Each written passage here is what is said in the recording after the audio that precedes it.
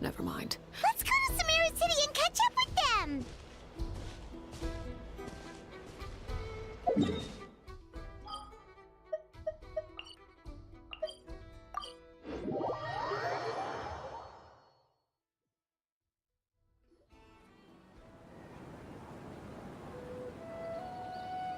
Whoa, the academia sure is busy during the day.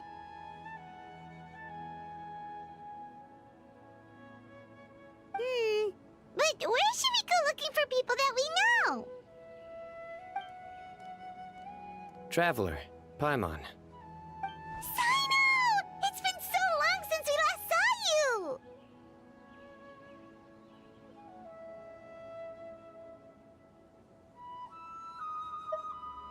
As do you. You don't seem weary at all from your travels. If anything, you seem stronger. So, what brings you back here? Oh, nothing in particular.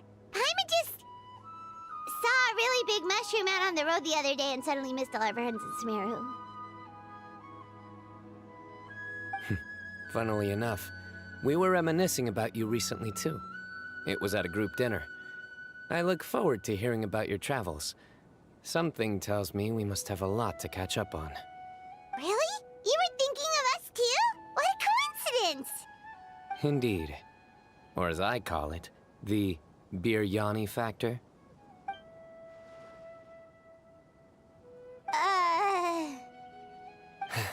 You really want me to say the rest?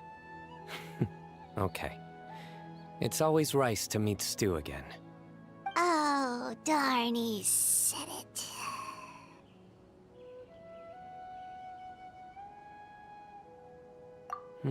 You like that one, huh? You must if you remember it after all this time. Admit the truth. You have long been in awe of my razor-sharp wit. All right. Here's your 500 Mora.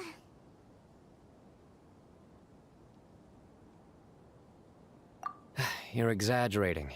It's only 500 mora. Hey, 500 more is still a lot of snacks to Paimon. All right. I'll treat you to some desserts later. Anyway, I'm actually investigating a case right now. My mind is focused on work, which is why I didn't complete the joke at first. A case? What happened? Nothing major. But after finding out who was involved, I decided, on reflection, to handle this one myself. Need any help? We only came here to hang out, so we've got the time. You may as well take us with you, and then when you're done, we can, you know... Such enthusiasm. Are you worried I'll forget about treating you to some sweets if you're not around to remind me? What? No! Alright, was it really that obvious? Obvious enough. Still, it's a fine idea. You are the heroes of Sumeru. It makes perfect sense to work together. All right, follow me.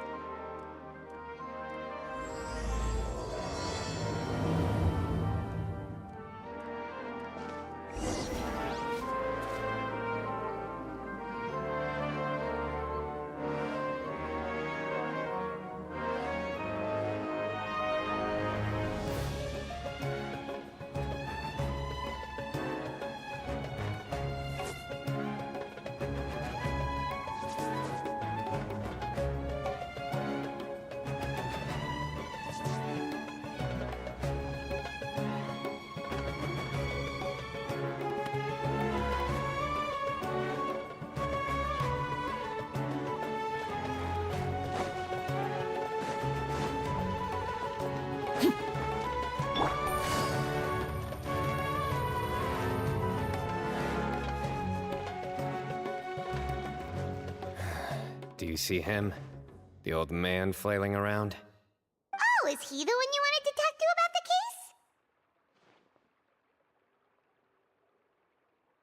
case? Correct. His name is Cyrus, a former Spontamod sage. He taught both me and Lisa. Huh? Sino's teacher is in trouble? It's ridiculous. I'm just an old man who enjoys a spot of gardening, shopping, and wine. What sort of person targets an old retiree? Professor, I've brought some friends.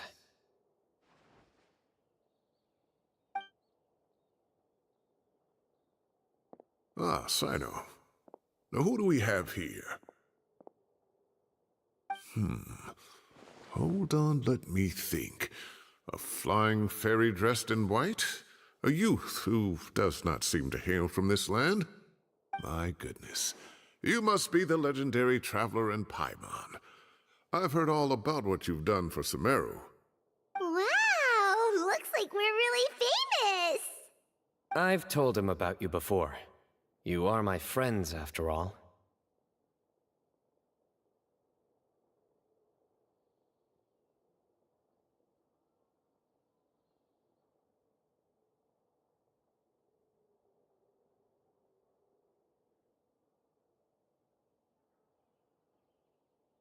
That's right.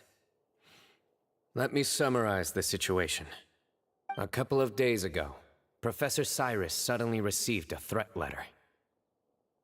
A threat letter? Exactly.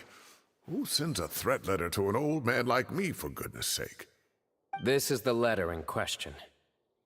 Cyrus, I have uncovered your secret. If you wish to prevent it from going public, leave 10 million mora at the back door of the cafe. Secondly, don't come looking for me. You'll never find me. But I will always be watching you and all of your secrets. Finally, if you dare to report this to the Matra, there will be consequences. Wow, they sure didn't mince their words. Clearly, this person must be desperate for mora. 10 million more. What a joke. I'm just a single retiree with nothing to my name beyond the tomatoes in my garden. Where do people think I'm hiding 10 million more, huh? In my tomatoes? There were no witnesses, so currently the letter is all we've got. So, Traveler, Paimon, let's put our heads together.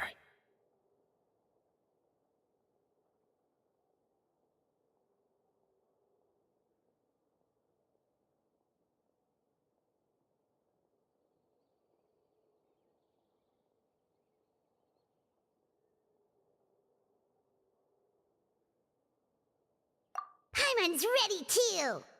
All right, take a look. Do you see anything suspicious?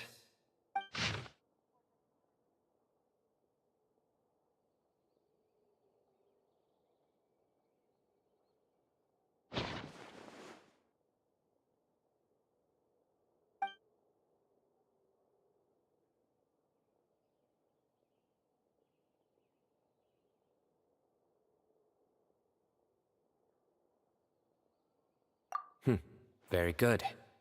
The paper has a rather rough texture. It's not the typical kind you see in most books. Another thing is, some of these strokes look kind of blurry. Could there be an issue with the ink? Possibly. And I bet the paper has something to do with it. Most of the paper around here is much smoother than this, and the ink is absorbed quickly so it doesn't run. This paper, meanwhile, it's very coarse-grained. Almost as if it's made from some sort of plant matter. It's certainly not the same paper as we use in the academia, but the ink is nothing special. Just regular black ink that gets a blue tinge when applied to paper. So do we think the culprit has a connection with the academia or not? Wait, check this out! Looks like this part got wet at some point. Agreed. The staining suggests it was a colored liquid, not plain water. It also looks like it was wiped off with a damp cloth. A colored liquid, so... tea? Wine? Looks like we're thinking along similar lines. Let's go talk to Arof. There are some things I'll need him to take care of.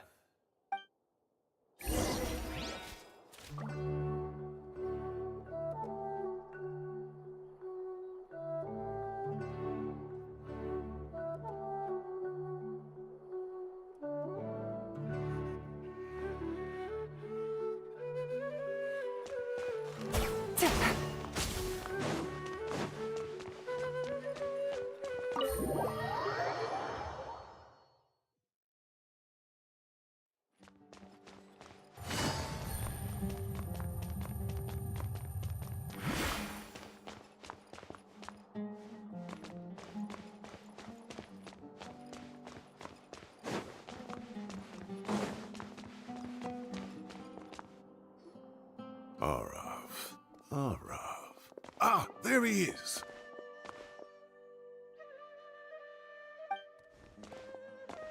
Mahamatra Sino.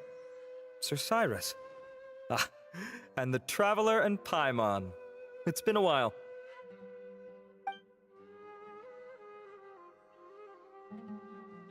As such, I'm inclined to believe that the culprit in this case is a student at the academia. Somebody young and strapped for cash. Oh, one last thing. I'd start your investigation by taking a look at the cafes in the city. Oh, of course! You think the culprit spilled their coffee on the ladder, huh? They do look like coffee stains to me. Also, if I'm not mistaken, the letter is written on a type of scented paper that has aromatics added during the manufacturing process. The kind often provided as writing material for customers in cafes and taverns. Ah, of course. Yes, like they sell in the gift shops. I remember now. Zaha Hadid bought some a while back. She said she was going to use it as wrapping paper for a vase. Understood. I'll assemble a team to investigate the points of interest immediately. You have my gratitude. One last thing. Send some Matra to guard the entrances and exits of Sumeru City. And change into plain clothes. Don't let them see you coming. Will do.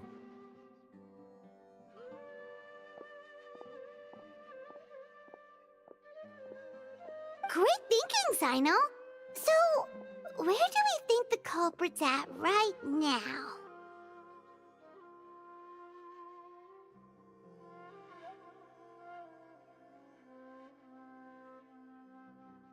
Yeah, how Cyrus reacts. You're right, Paimon. Really? Which part? The culprit's approach. Whatever happens, they need this Mora.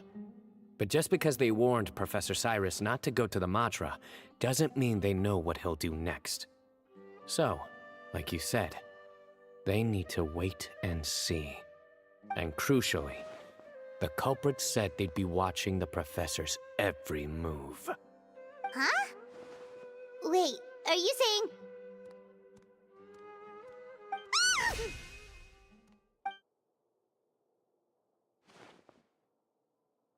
Found you!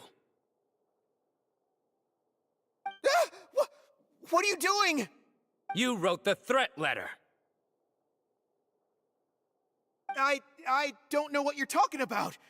What threat letter? I sensed someone was watching us from the shadows the moment we entered the House of Dana. You managed to stay relatively well hidden for someone reckless enough to threaten Professor Cyrus.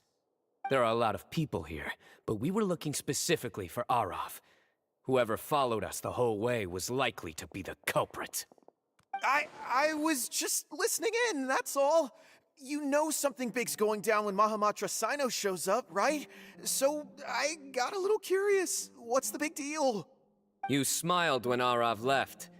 I saw it as clear as day. Is smiling a crime now? There are coffee stains on the letter. You mixed some coffee with water, gently smeared it onto the paper, then wiped it off with a wet cloth. All to create the impression that the letter was written at a cafe. Closing off the exits to the city doesn't affect you, because you already live here. And as long as the Matra were focused on the cafes, you would be free from scrutiny. The cafe was a red herring all along. You had to be somewhere where you could monitor the Professor's movements. You can't pin this on me! I haven't done anything! Really? Then why are you shaking like a leaf? The innocent have no reason to fear the Matra. But you, your heart's racing, and your eyelids are twitching. You're a terrible liar. I would never... Don't try anything or you'll pay the price. Now come with me.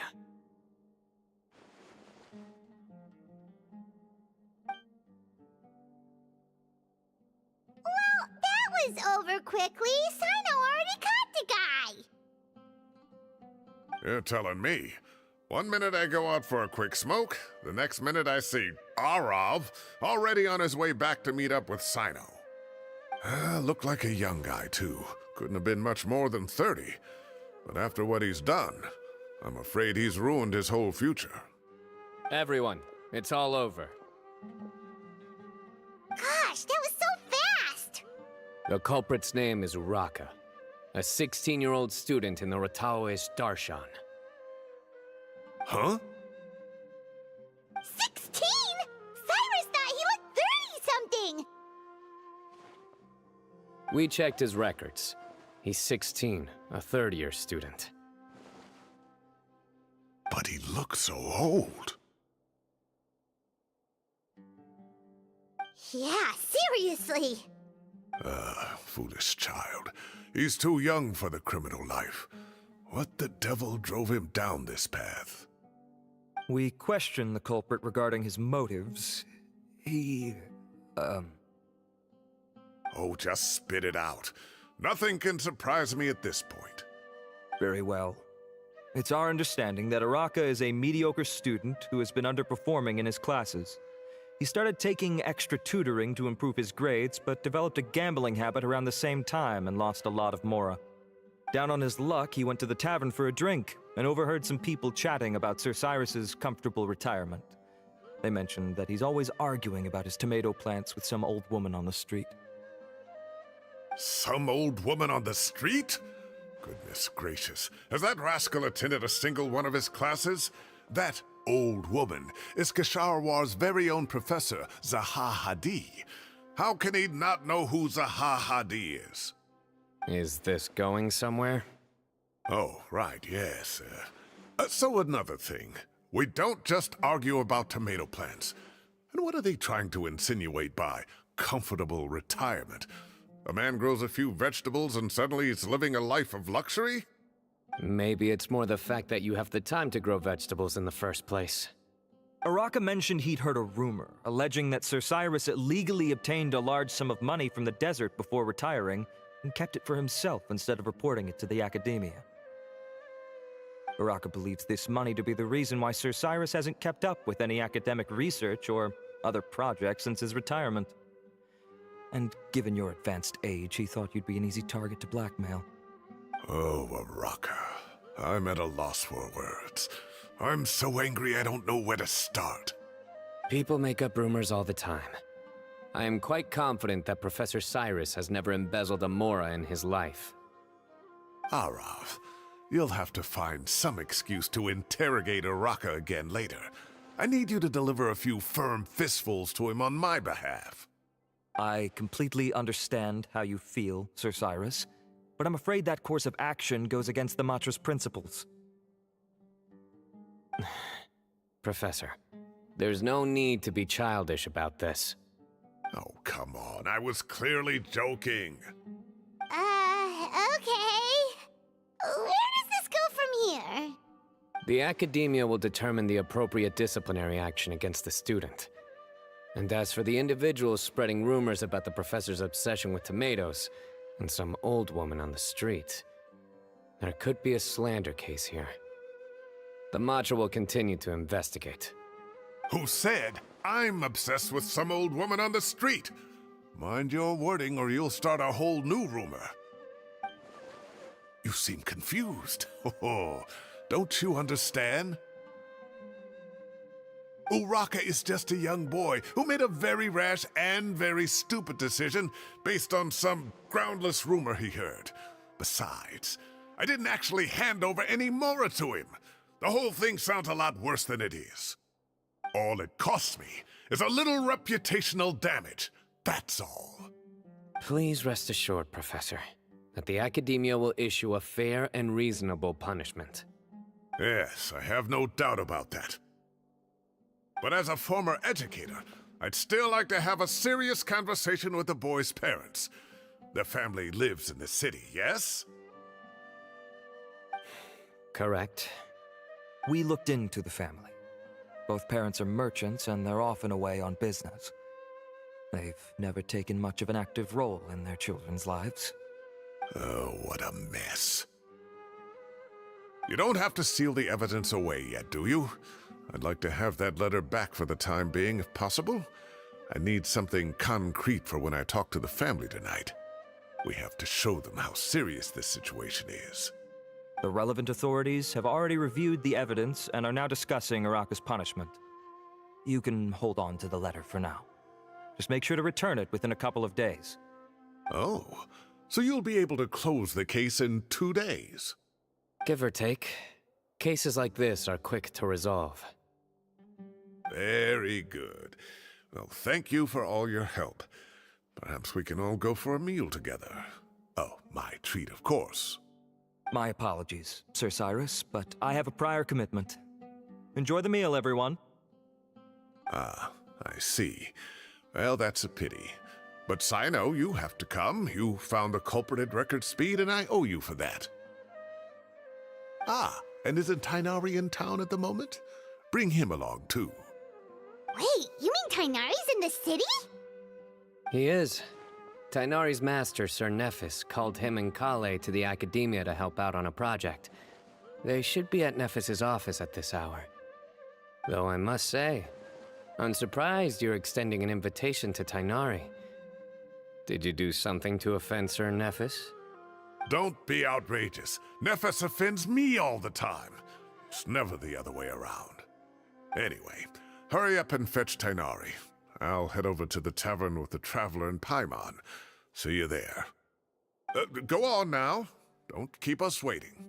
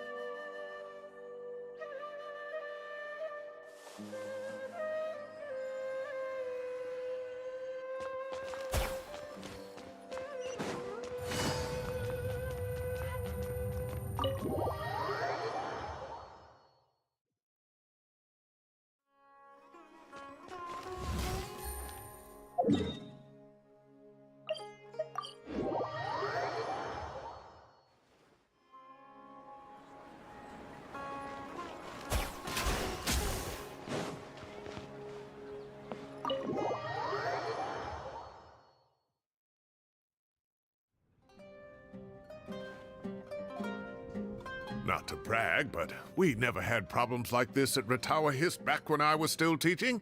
And if you don't want to take my word for it, you can ask them. They were students at the time. They'll tell you what it was like, won't they? I was out in the forest at least 4 days a week back then, thanks to a colossal workload from Master. It wrought havoc on my poor tail, so I didn't exactly keep up to date with what was going on at the Academia. Most of what I know, I heard from Sino after the fact. Professor's become a lot more laid back in his retirement. He used to be far stricter, and was especially known for being extremely principled. Wow. It's hard enough to stay true to your principles as a normal person. I can't imagine doing that as a sage. It's a pity Kale wasn't around at the time. I would have happily taken her on as a student. And then we'd have one more person who has to address Lisa as upper-class woman. Really? Can't you just call her Lisa? She seems to prefer it when people treat her like an older sister. Oh, believe me, back when she was a student, nothing made her happier than the younger students acknowledging her seniority.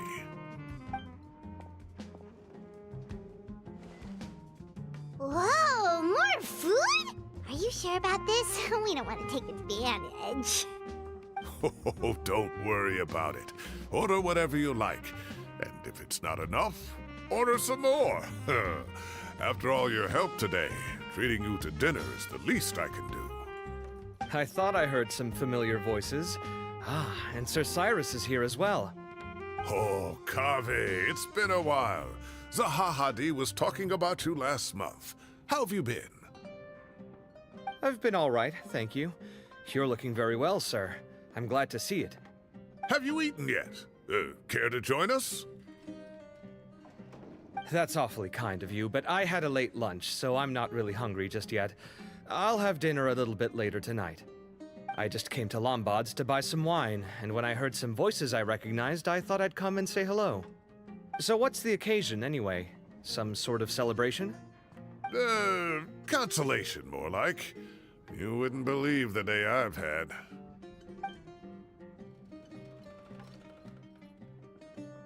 Sounds like things have really gone downhill since I was there. My whole time as a student, I've never heard of anything remotely like that. I can't believe how young the guy is. Oh, what are his parents going to think? Young people are always more susceptible to making rash and ill-advised decisions. Their minds are still developing. It's just an unfortunate fact of life. But still, this boy has some nerve. Just look at what he wrote. Oh, it makes my blood boil. Wow, yeah. Jeez. I will always be watching you and all of your secrets. And then he just followed you into the house of Dana? If this were my son, he'd get the scolding of a lifetime. Oh. Luckily, I'm also an extremely principled person. Kave! Your order's ready, sir! Coming! I'll have to get going. Have a nice evening, everyone. I'll catch you all another time. Okay, bye-bye! Here I am. The coffee beans are in here too. Yep, it's all there. I'll stop babbling away now. Let's eat before the food gets cold.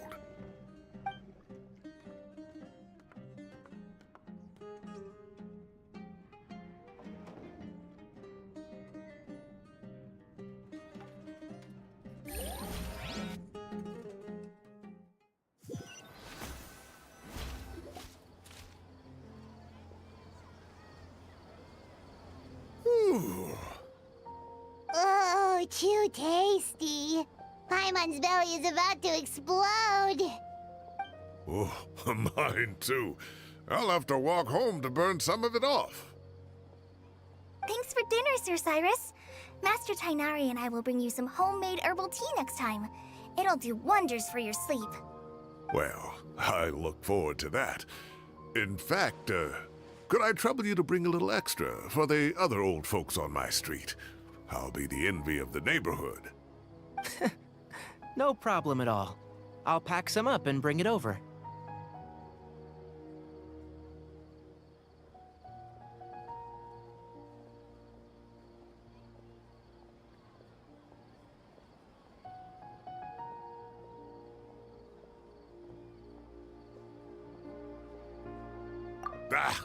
I'll see you all later. I better head home now and tend to the crops.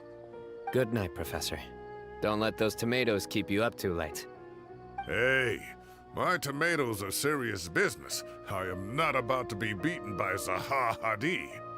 Anyway, I'll be leaving now. Don't stay up too late now, children. I bid you all a good night. Take care. Have a safe trip home. All right. Now, we finally have some us time.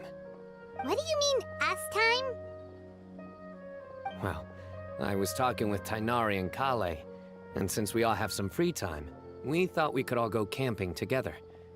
Think of it as our way of welcoming you back to Sumeru. Camping? Oh, that sounds fun. Paimon's in!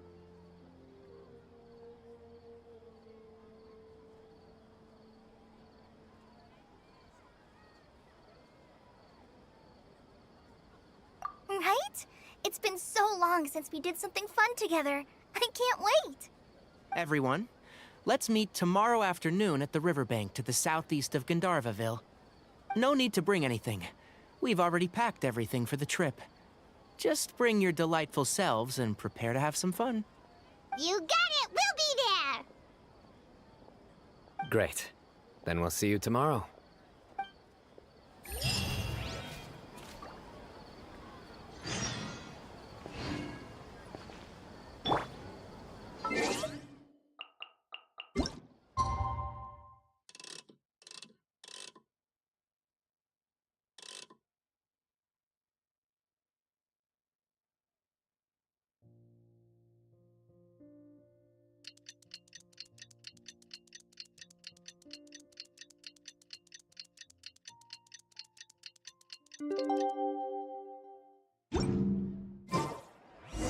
Time to set off. Let's head to the southeast of Gandharvaville and meet up with the others.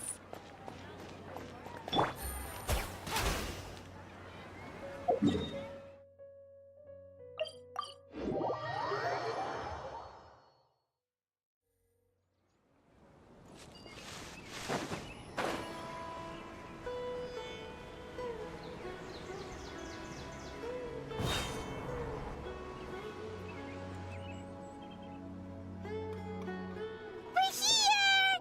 Wow, you guys are ahead of the game. You set up the tents already. I'd say we're right about on schedule, actually. We were aiming to have them set up before you arrived. Traveler, Paimon, let's go fishing together.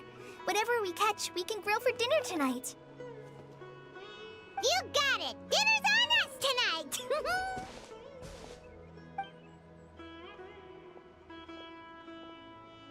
I hope I can contribute too. The other forest watchers gave me some fishing tips a little while ago. I'm really looking forward to giving them a try.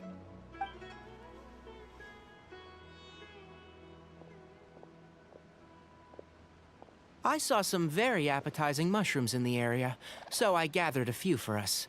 I'll leave them here along with some fresh fruit. Wow, camping with a forest watcher is the way to go. They think of everything. And even if they don't, they can improvise. This is true. I don't think I've ever had a single rough day in this forest. So, how has everything been going for you? Well, there's been some high points and low points, but we've had some unforgettable experiences along the way. I see. Oh, in that case, you should try a valberry. I bought some from the market this morning. A valuable suggestion. Just don't bury your feelings using food.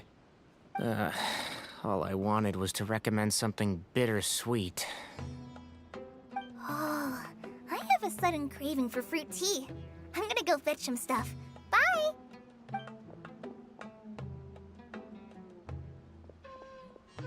She sure made a run for it.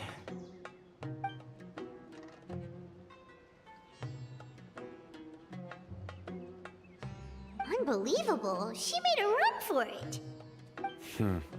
So Kale chose the path of tactical retreat. Could it be she foresaw what shall soon come to pass? My dear friend, you know what I am about to say.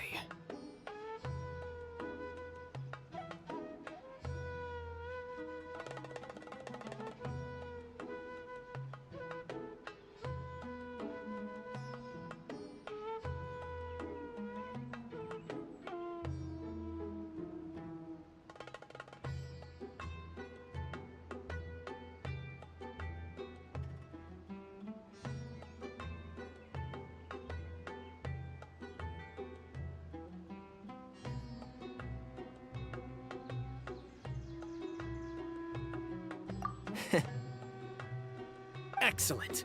A kindred spirit. A great warrior can sense when a duel is nigh. But it looks like we'll get told off if we start playing now. Let's enjoy the nature for a while longer.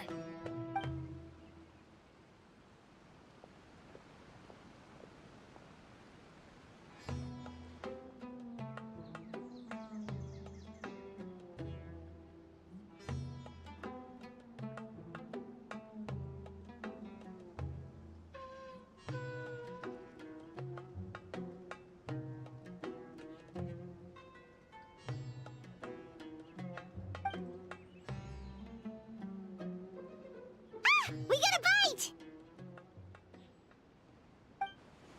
I'll reel it in.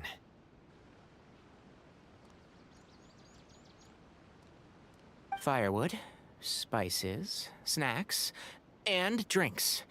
Everything's ready. Once Kale gets back, we can light up the fire and start grilling.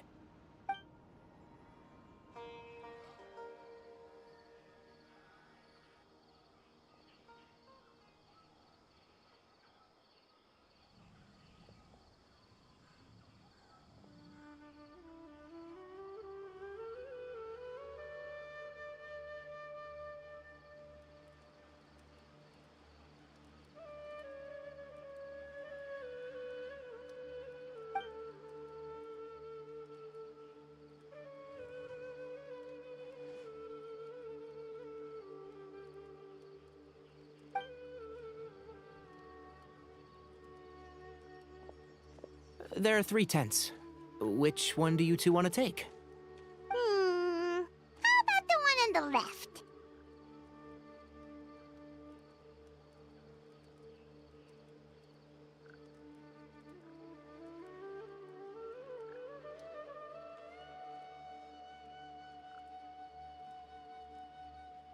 Well, Paimon just thinks the ambiance here is a little better. True. But it's also the closest to the water. If there are any sleepwalking fungi around tonight, they might stumble into your tent.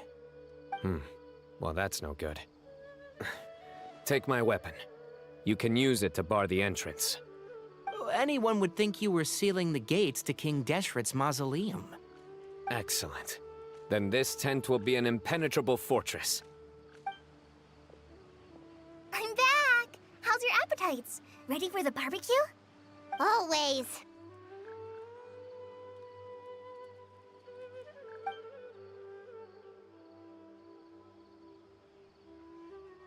Oh, it smells so good. Paimon's drooling. Someone sure is desperate to eat. I think it's time to add the seasoning. How do you like your skewers? Well done? Medium? Rare? Wait, what? Isn't that just for steaks? Hey, if it works for steak, Maybe it works for other things too. Medium well for me. Okay, these are about ready now then. It'll be a few more minutes for anyone who wants theirs well done.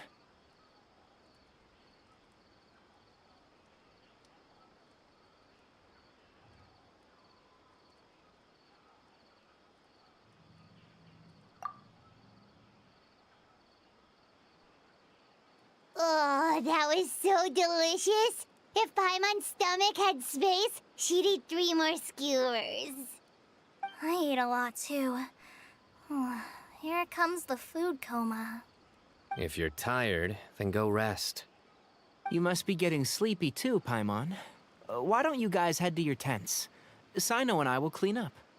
Tonight, I show you mercy.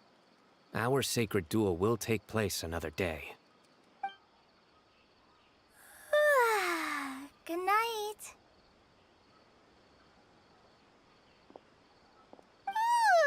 Paimon's struggling to keep her eyes open.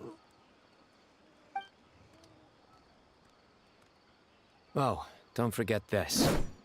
The Staff of the Scarlet Sands. Wait, you were actually being serious about that? It's a very powerful weapon. Try it. Paimon can't even lift that thing. Fair enough.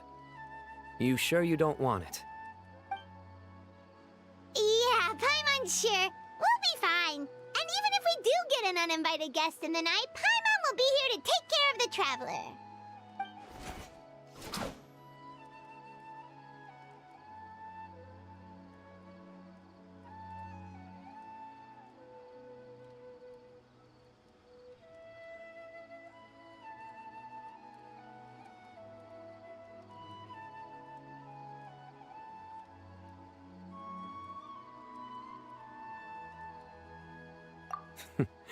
That reminds me of a parting king of invocations.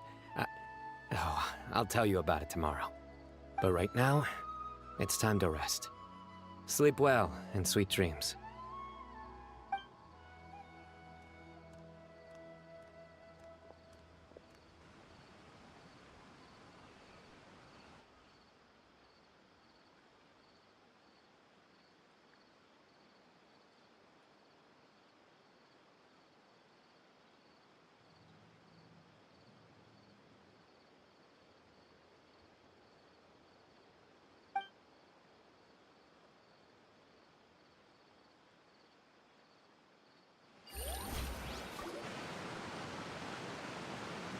I think they should all be here.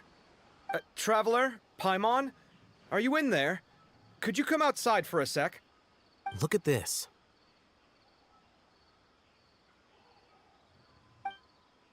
What the? What's this sword doing here? Is it supposed to keep out intruders? Evidently. Huh? Who is it? Oh, what time do you call this?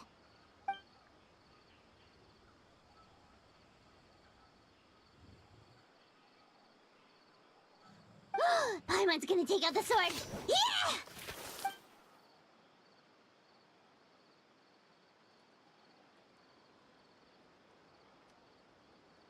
Oh, hey them, Kave! What are you doing here? It's the middle of the night!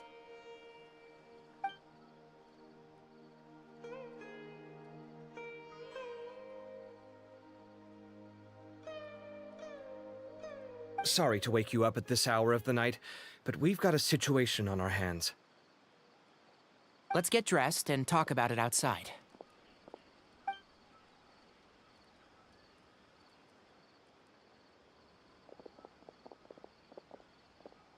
Something has come up. And since it pertains to Cyrus and Sino, I deemed it essential to inform you all. Whoa, back up. Let's start from the beginning.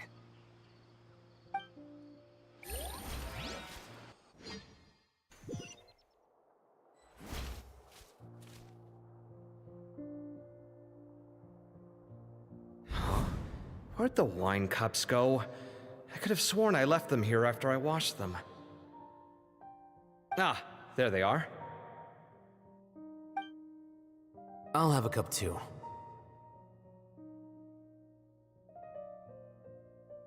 Can you see if the cookies are still on the table?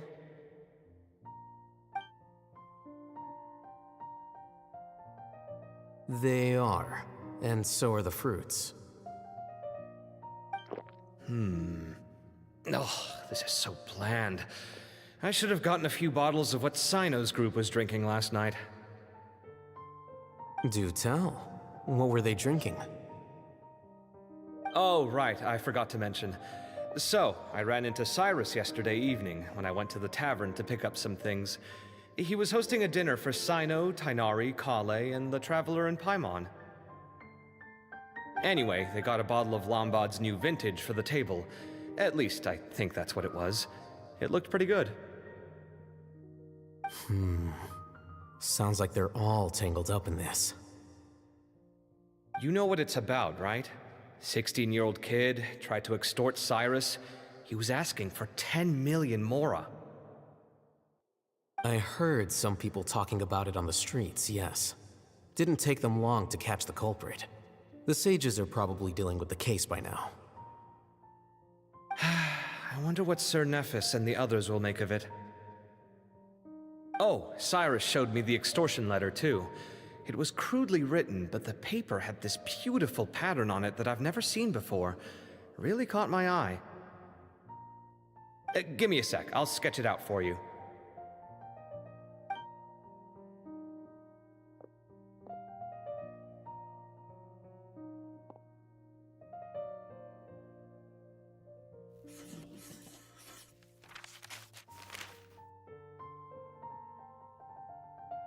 Okay, done.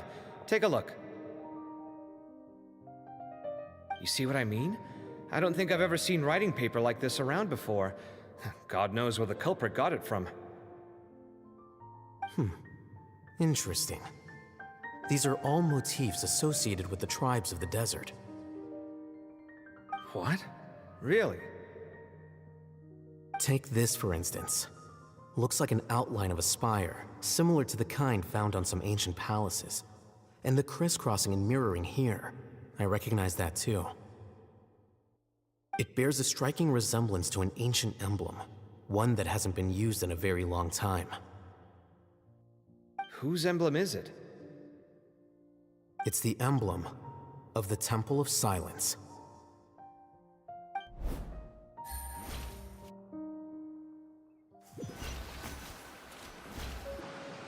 After discussing it with each other, we both agreed that something didn't feel right, so we went looking for you. This was a long way to come from the city. Alhaitham figured you were probably with Tighnari, so Gandharvaville was our first stop, but the Forest Watchers told us that you'd gone camping. Then, just as we were heading off to the campsite, we ran into Sino. He said he was on a supply run. We exchanged a few words, and then he ran off. Hold on. So what's the deal with that emblem you were talking about? The Temple of Silence, you said? What is that? Should we be worried? Something's up, huh? Give me a second. Let me get Kale.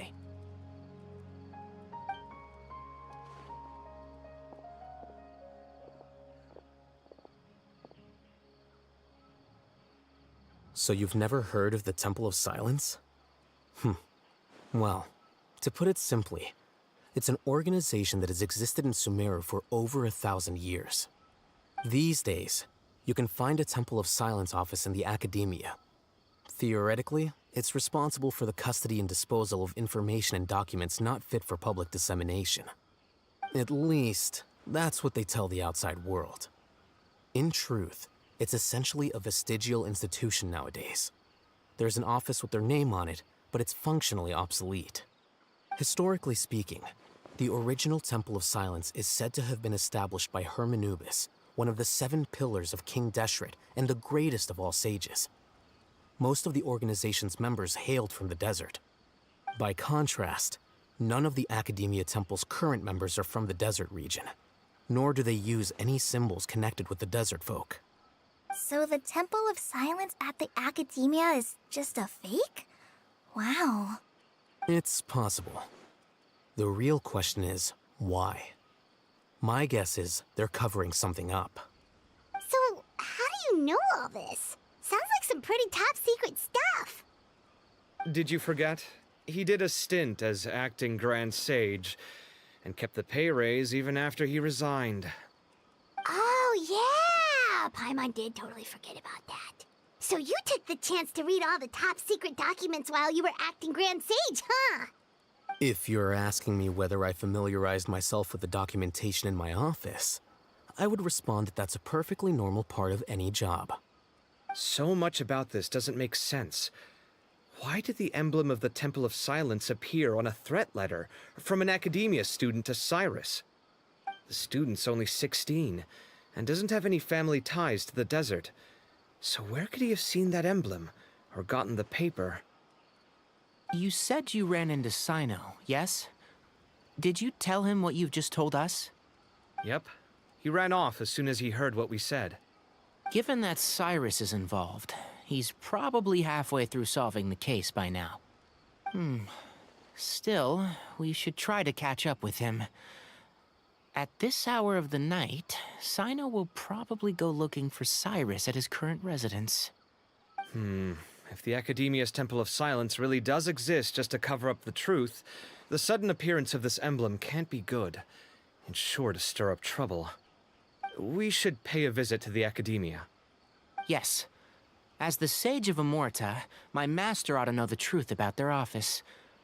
You can ask him to tell you what he knows. The more information we have, the better prepared we'll be for whatever happens there. If this situation is connected to the real Temple of Silence, the emblem has to be part of a bigger conspiracy. Kale, could I trouble you to send a message to the Core of 30? Tell them to keep an eye out for Sino and Cyrus. Traveler, Paimon, you two come with me. We'll go after Sino. Sounds like a plan. Let's go. Cyrus has been living in the city lately. He rented a place near the field so he can keep an eye on his tomato plants. Then let's go look for him there.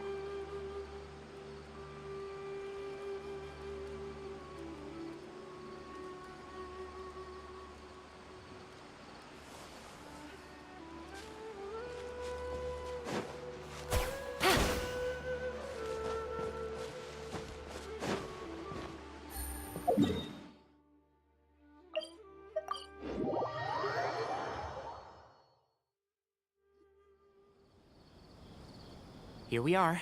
This is the place. We might be too late. Looks like nobody's home.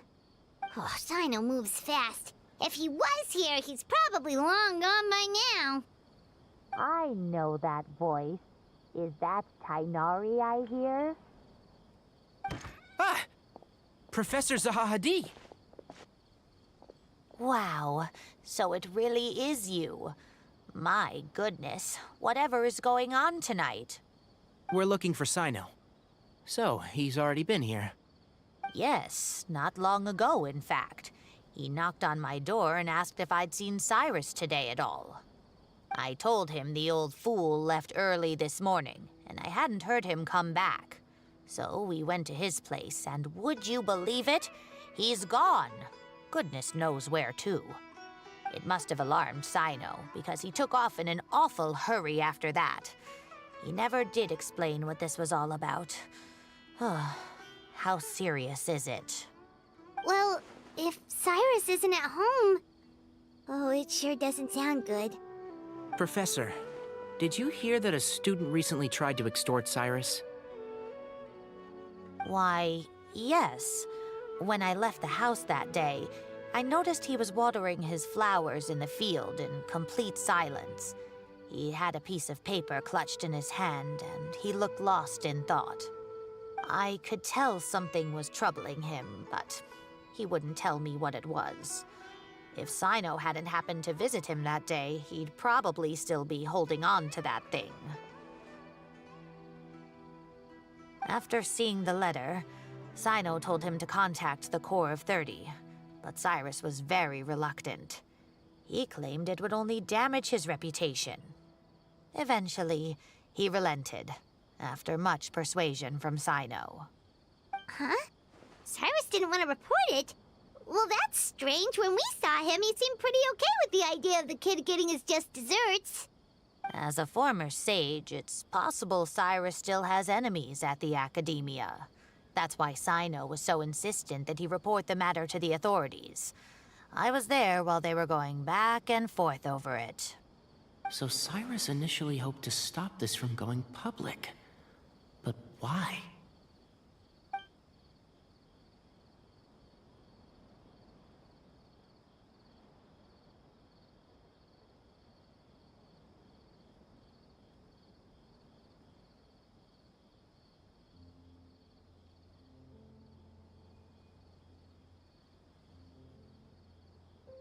Oh, dear. What on earth has that old fool gotten himself wrapped up in? Oh, I do hope he's not in danger. Oh, I almost forgot. Sino left me this letter to pass on to you. He wrote it when he came by earlier. He realized you might come looking for him. Thank you. What does it say? Let Paimon take a look!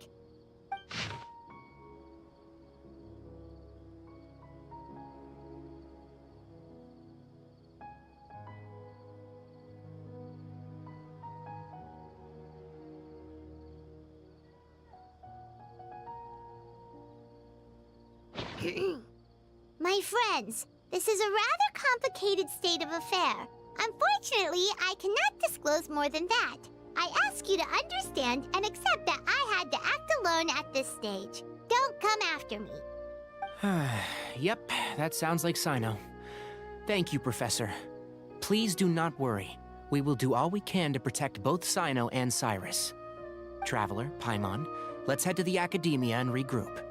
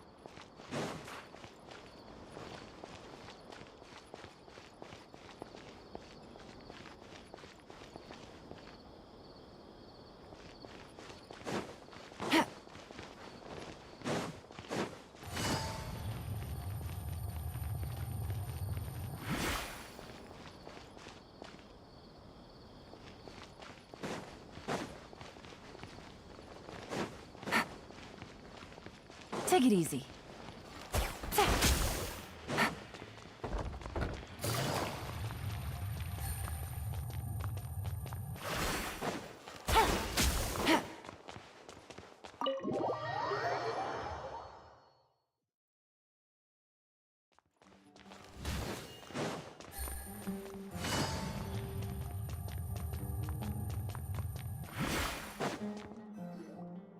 You're here? I thought you were going after... Ah, I guess you lost their trail. We went to Cyrus's house. No one was there. Sino got there before us, but he was long gone by the time we arrived. He didn't say where he was going? No, he left us a letter and told us not to go after him. Can't say I'm surprised.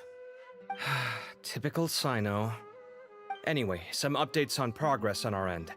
I drew the emblem from memory again, but in more detail this time.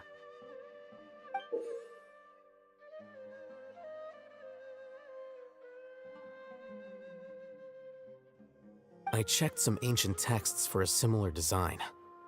The one I found was a little blurry, but the similarities in the general form and certain details were clear enough to confirm a match. Yeah, and we're lucky we found anything at all. It turns out the emblem was all but lost to history.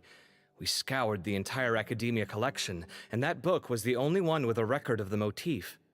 Meanwhile, Arav managed to get Uraka to disclose his source. The one who told him about Cyrus's embezzled funds was a young man from the desert. According to Uraka, he had a striking presence and was well educated. Apparently, the two met in the tavern over a game of cards. The guy claimed to be in the city for business as part of a merchant caravan. Uraka was intrigued when he heard what his new acquaintance had to say, and brought up the idea of extorting Cyrus for Mora. The guy encouraged him to go ahead with it, then handed him some pen and paper to write the letter. I see. So it could be that this person planted the paper intentionally. So, how do we find this guy? Did Uraka say where he is? He doesn't know. He claims not to have seen him since that day in the tavern. The man gave him some tips on how to carry out the extortion, but from then on, Uraka was acting alone. Nephis and Arav have gone to meet the Core of 30 and review the city's entry and exit records. Also, Nephis admitted that the Temple of Silence in the Academia is just a facade. The true Temple of Silence once came to the rainforest to establish a collaboration with the Academia, but as time went by, the sages gradually became corrupt and foolish. The Temple of Silence felt that they could no longer trust the Academia and ended the partnership. They retreated back to the desert about 400 years ago. Ever since its inception, the Temple of Silence has been the guardians of King Deshret's civilization and belief system. They traveled throughout Sumeru, sequestering and guarding any wisdom that posed a threat to the people's livelihoods. At its roots, it was a legitimate and reputable organization whose purpose was to guide people towards the right path. The Academia of the day knew that the split would damage their reputation if it became a matter of public knowledge. And so, they set up a dummy organization of their own to conceal the truth. Not only that, but they managed to keep up the charade for hundreds of years! So how did Cyrus become acquainted with the true Temple of Silence if they left centuries ago? I'll bet that's the question that bothered Sino. Probably why he went after him in such a rush. Whoever is behind this, getting Uraka to extort Cyrus was only the first step of the plan. Their true goal in doing so was for Cyrus to see the emblem on the letter. He must have recognized it right away. That'll be why he didn't want to involve the authorities. He probably hoped to take care of the whole thing by himself. Unfortunately for him, Sino had other plans. Since the desert is where the Temple of Silence originated, that is in all likelihood where Cyrus went. I have to go after him. Really? Are you sure that's a good idea, with how you respond to the heat? Why don't we send someone else? I should be fine, as long as I bring plenty of water. Besides, I just can't shake this ominous feeling that if we don't catch up to them soon... Everyone, I have news from the Core of 30.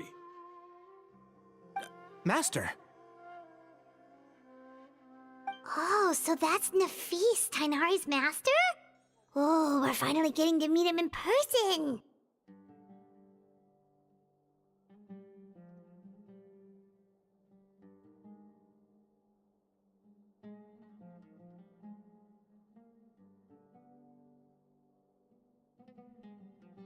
It's a pleasure to meet you, Traveler in Paimon. Several independent eyewitnesses have reported seeing Cyrus and Mahamatra Sino leaving the city at different times. Both were heading in the direction of Caravan Rebat. I was going to suggest that you join forces with the Core of 30 in this case. However, as I'm sure you've already heard from Alhaitham and Kaveh, the Temple of Silence is involved. The Academia has made a number of decisions throughout history that I am ashamed to talk about. It may well be that no better choice was available to them, but those actions are nonetheless a stain on our legacy. I won't attempt to make you understand the Academia's perspective. Now is the time for action. I understand where you're coming from, Master. But I'm afraid the situation might be more complicated than we thought. I think we need to keep a low profile, or risk making things worse. Good point. If Cyrus is involved with the other side, or worse, if he's fallen into their hands, and...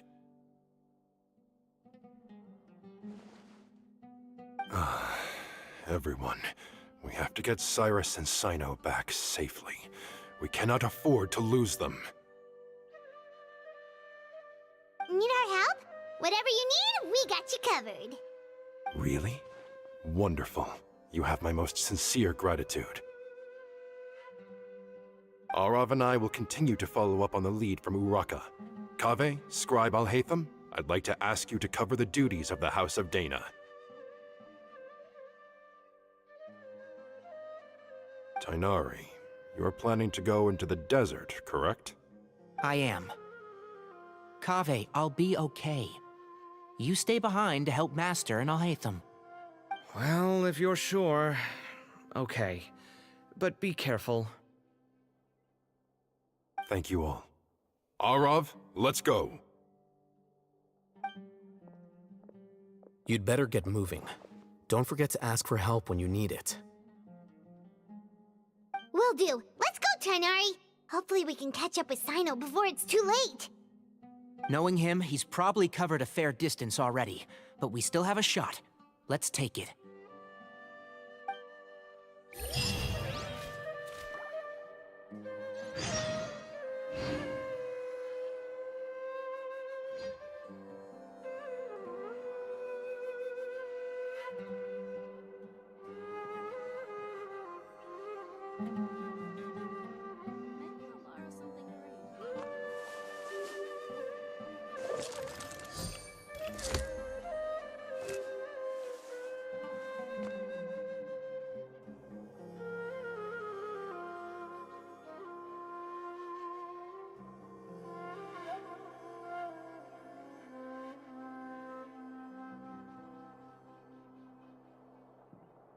Maybe I'll borrow something to read.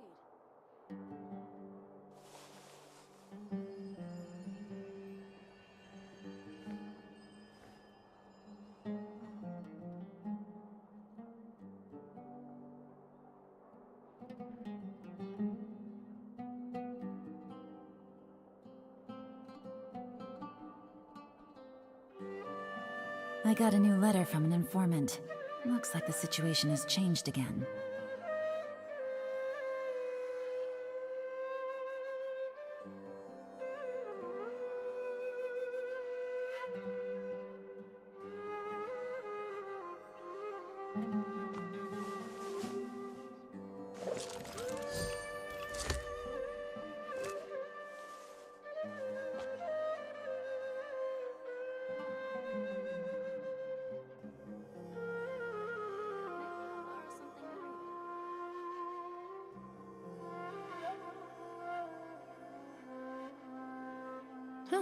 Good roll. All right, maybe I'll take one more day off and knock out the rest of the work once I'm feeling up to it.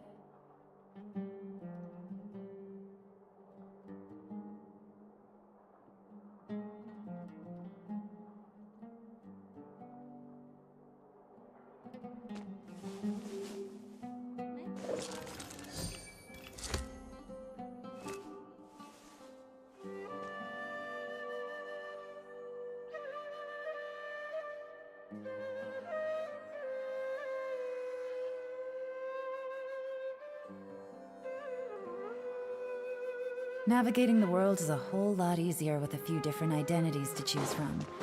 Need me to come up with some for you?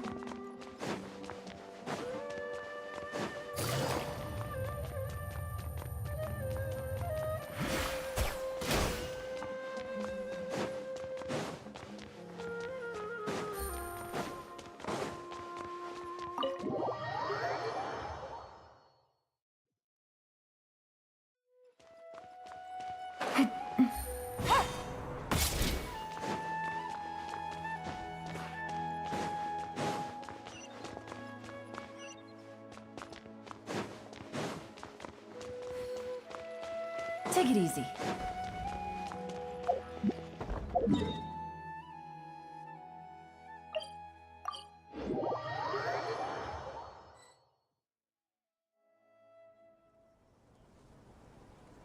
Okay, we made it to Caravan Ribat. Where should we go next?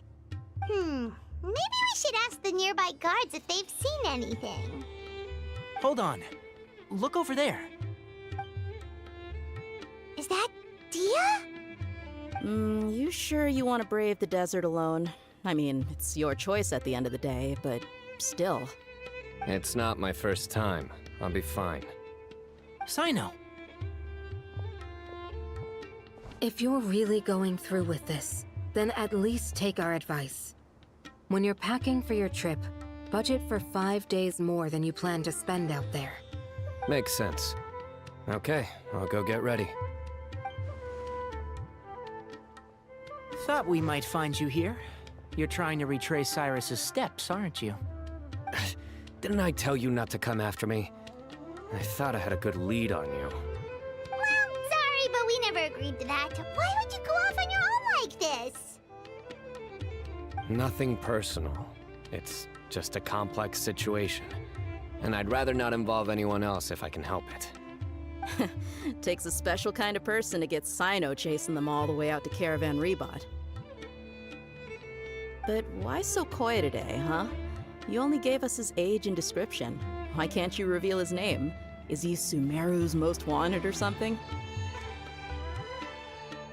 Oh, also, hey guys, it's been a while.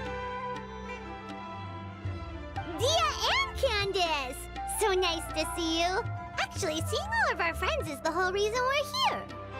You're looking well. Glad to see it.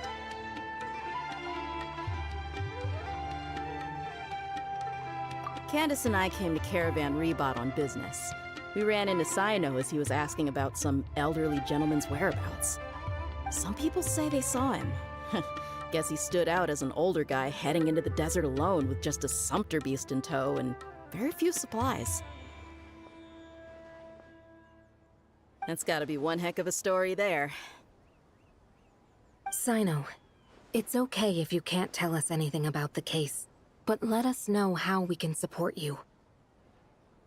We're here to help however you need. The more people we have working on this, the quicker we'll be able to find the person you seek. No, it's not that simple. If I'm right, he'll be doing everything he can to avoid us. We spoke with Zaha Hadid. From what she said, it's pretty clear that he wants to try and solve this on his own. It won't be easy trying to find him in the desert when he's deliberately trying to cover his tracks. Sounds like this is far more complex than we imagined. Still, if he started from Caravan Rebot, the chances are that his route took him past our village. You may as well ask if anyone there has seen him. My thanks to you both. Once this is resolved, I will find a way to repay you. Ah, come on. No need to get all serious. Just buy a round of drinks next time we're all in the city or something. That's a deal. All right, so, you all set?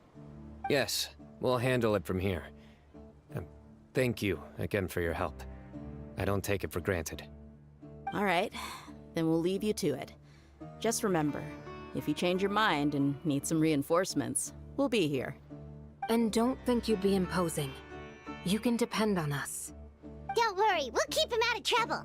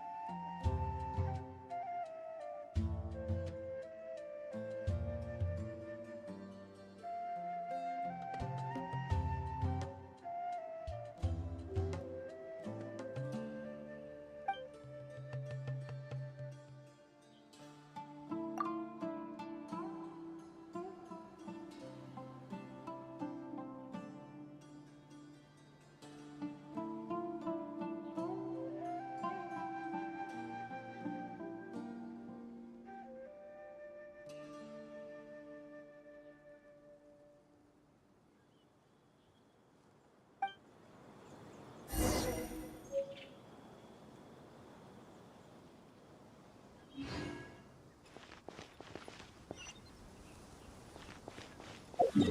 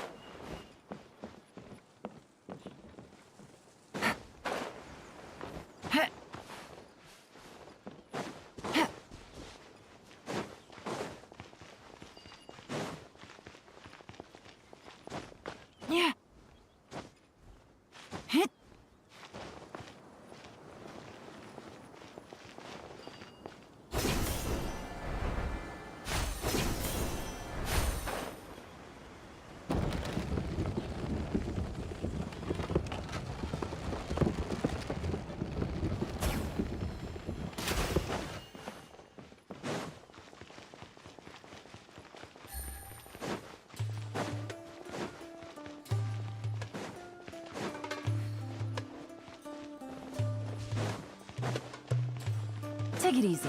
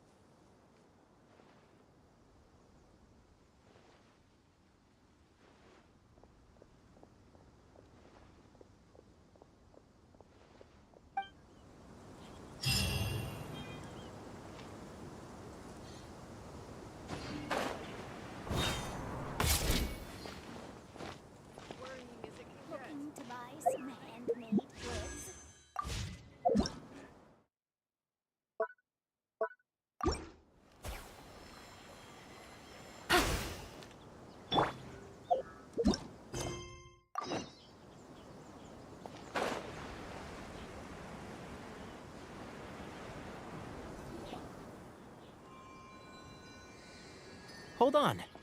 There's a few things I'd like to clear up. Go on. So, after you left the campsite, we had a longer talk.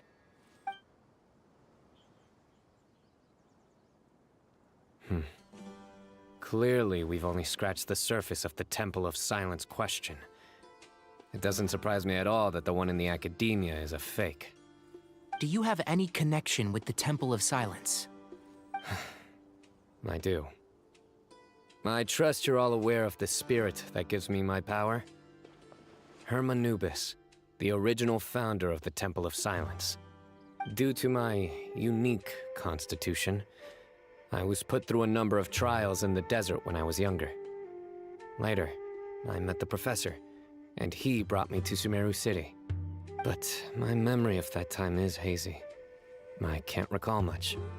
It's a good thing that Kaveh noticed the emblem on the letter.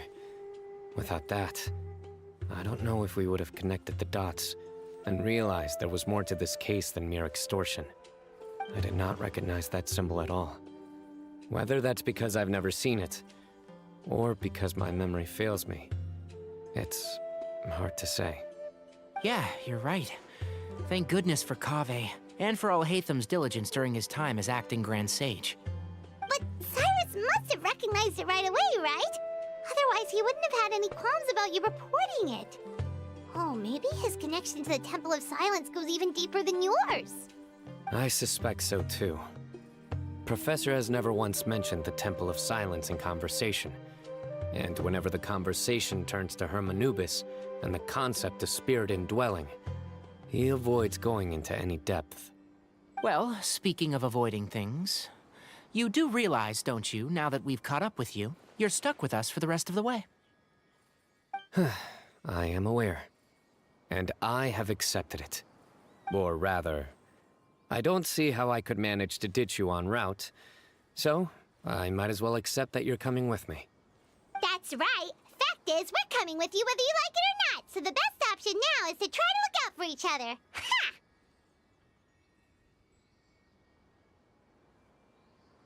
Fair enough. Then at least let me buy you a drink once we're back in the city. Works for me. All right, off we go. Let's start by seeing what the guards here can tell us.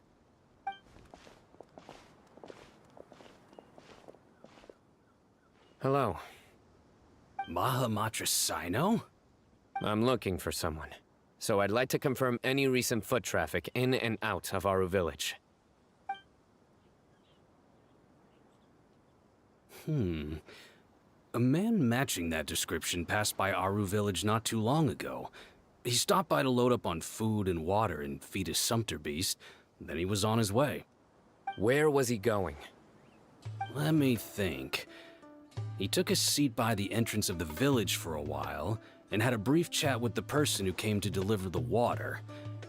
He said he was headed somewhere near an oasis, but he didn't mention which one. Do you have a map? I can mark out the direction he was heading and the best routes to any nearby oases. I have one. Mark away. Great.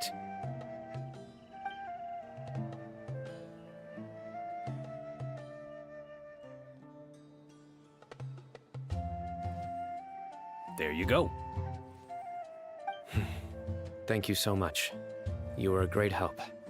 You've got a really good memory. Ah, you're quite welcome. Just doing my job. Best of luck. I hope you find him soon.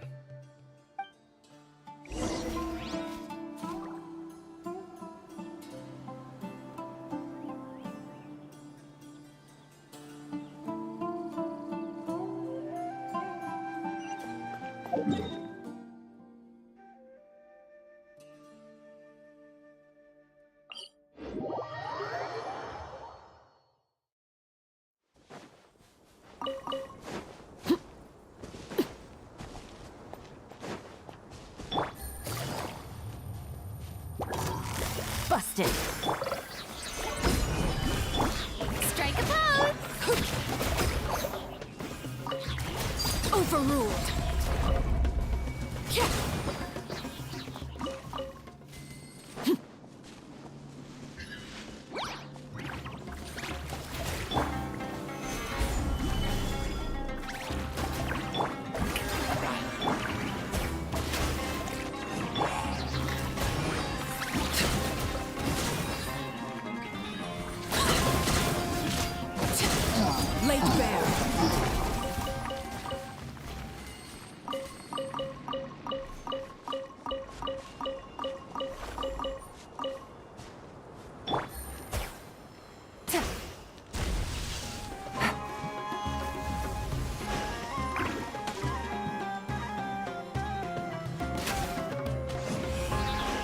Take it easy.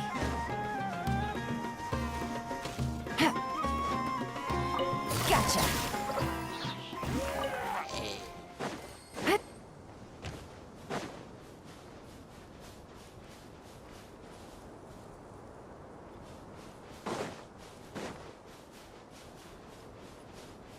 Take it easy.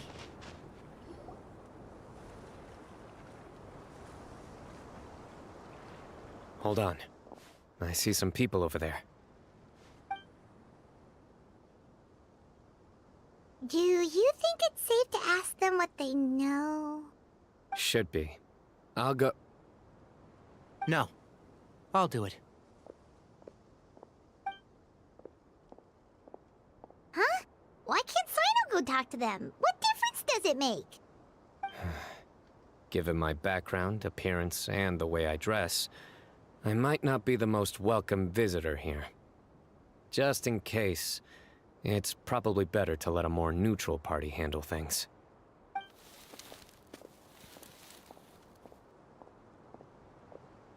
Ah, hello there. I hope I'm not interrupting. My friend and I are looking for an elderly man who's gone missing around these parts. Any chance I could ask you a couple of questions? Oh, a missing person, huh? Sure. What do you want to know? I'm just wondering if you've seen him. Let me give you the details.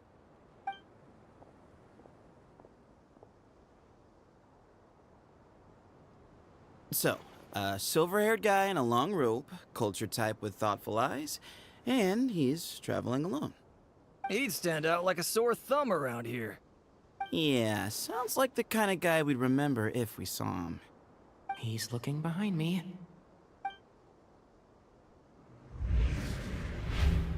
Uh-oh.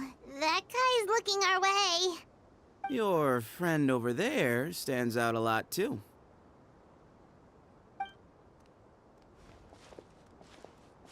Hey, aren't you Sino, the General Mahamatra? Yes, that's me.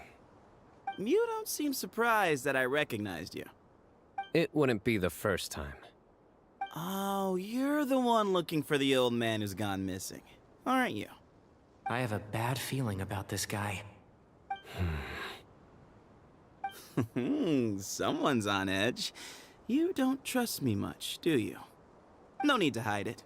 I understand why you're wary of us. Still, you came to us asking for help. Do you want it or not? I thought you were a group of merchants. Seems I was mistaken. Your henchmen don't look like much, but something tells me they put up a better fight than most mercenaries. Hey, hear that, guys? You're my henchmen now. Suits me, as long as I get paid for it.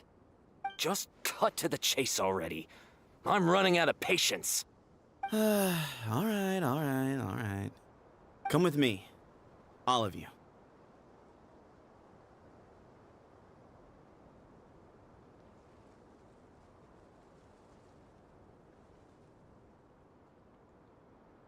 Don't you want to find your friend? A silver-haired, long-robed, culture type with thoughtful eyes? Sounds like there's a whole other side to Cyrus I didn't know about. So you know where he is? Just follow me. I'll take you to him.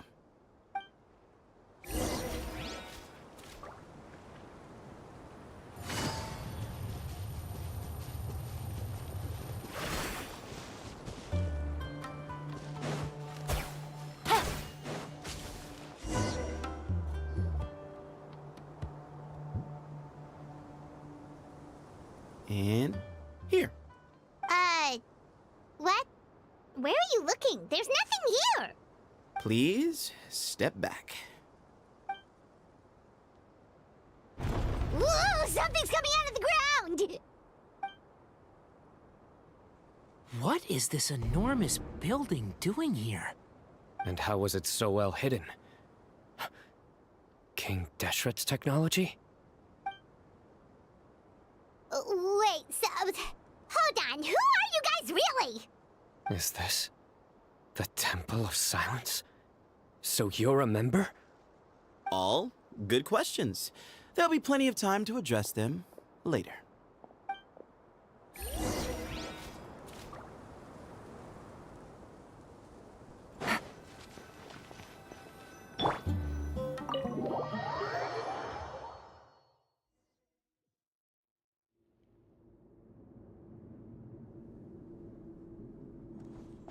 This is not what Paimon was expecting to find in the desert, especially not hidden right next to an oasis.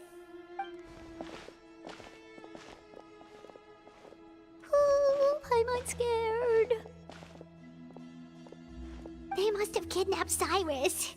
Do you think this is the guy Raka met in the tavern? What's wrong? Thinking about your professor? I just hope for your sake you haven't done anything you might regret. Me too. Hope I haven't done anything to incur your wrath.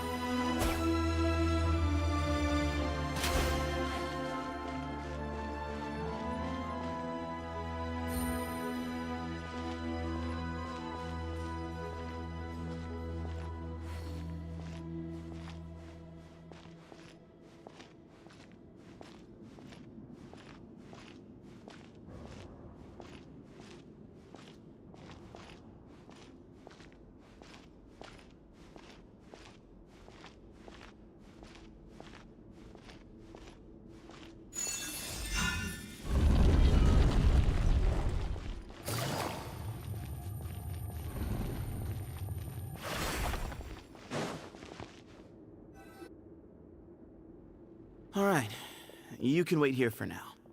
I'll inform our leader that you've arrived at the Temple of Silence. Sit tight until he comes to greet you.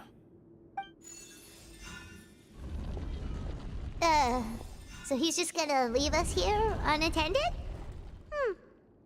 Maybe we're not being kidnapped after all. They can't have been at the oasis by chance. They were waiting for us. Whoever the leader is here, they were obviously counting on us showing up. So this is the Temple of Silence.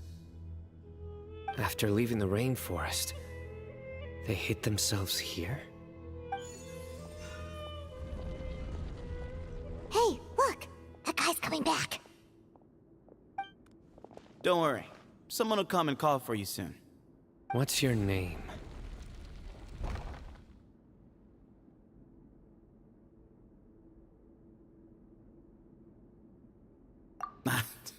Sorry, guess I was so delighted to see you, I forgot to introduce myself. My name is Sethos. I'll be here if you need me, but I'm not planning on answering all of your questions. Other than that, you can occupy yourselves however you see fit.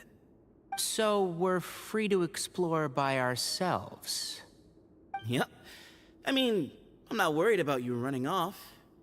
Cyrus is here. And unless I've misunderstood, you're all quite anxious to see him again. He's right. Well, if we've got some time, we might as well take a look around.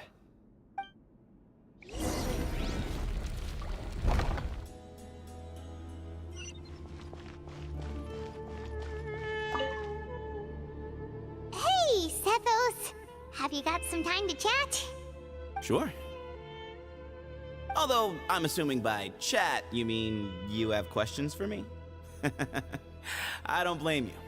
Anyone else would.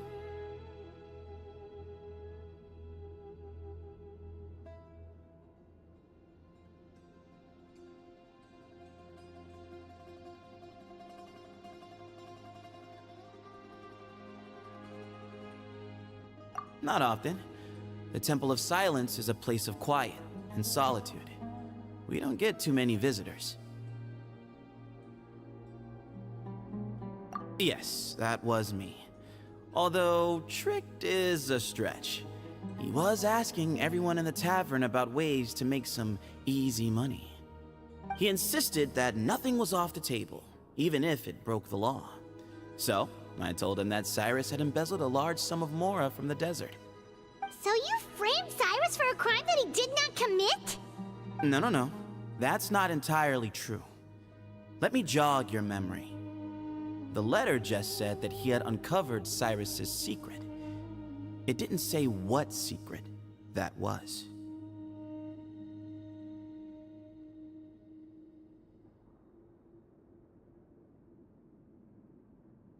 Of course. Uraka was a great accomplice, really. Very cooperative with a little bit of wine in him. Did exactly what he was told. And not much of an original thinker, though. It doesn't surprise me that he struggles academically. Why did Cyrus leave for the desert as soon as he received the letter? You'll have to ask him that one yourself. Certain things I can't answer for him. I'm neither judging nor defending him. All you need to know is that he recognized our emblem. And it... What kind of question is that? He's the General Mahamatra. Everyone in Sumeru knows who he is. Right, but back at the Oasis, you can't have known who he was for sure, or you wouldn't have asked him. So, what we're really asking is, have you never seen him in person before? I've lived in the desert my whole life. Guess you could say I've never had the pleasure.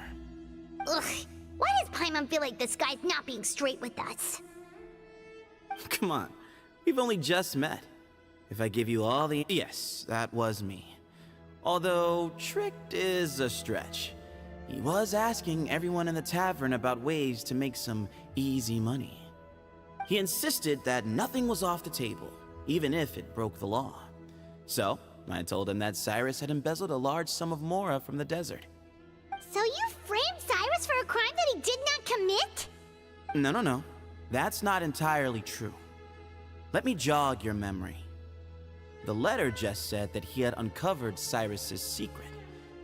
It didn't say what secret that was. Of course. Uraka was a great accomplice, really. Very cooperative with a little bit of wine in him. Did exactly what he was told. And not much of an original thinker, though. It doesn't surprise me that he struggles academically. Why did Cyrus leave for the desert as soon as he received the letter? You'll have to ask him that one yourself. Certain things I can't answer for him. I'm neither judging nor defending him. All you need to know is that he recognized our emblem, and it was his own choice to take the bait.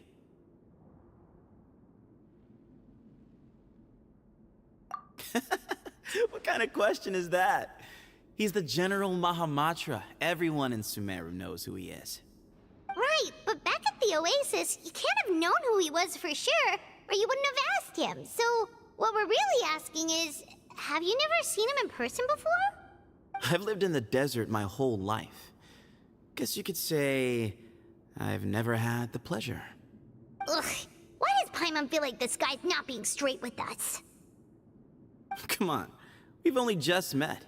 If I give you all the answers up front, you'll have nothing left to look forward to. Nope, not once. Really? I have no need to go there. Not when the taverns are full of the Urakas of this world.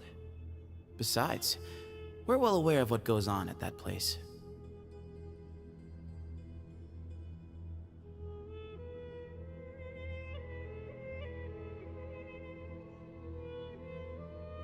Spies? It's not as clandestine as that. The city gates are wide open. Anyone's free to walk in. You can find out all you need to know just by walking around town and hearing the word on the street. Yes, that was me. Although tricked is a stretch. He was asking everyone in the tavern about ways to make some easy money. He insisted that nothing was off the table, even if it broke the law. So, I told him that Cyrus had embezzled a large sum of mora from the desert. So you framed Cyrus for a crime that he did not commit? No. That's not entirely true. Let me jog your memory. The letter just said that he had uncovered Cyrus's secret. It didn't say what secret that was.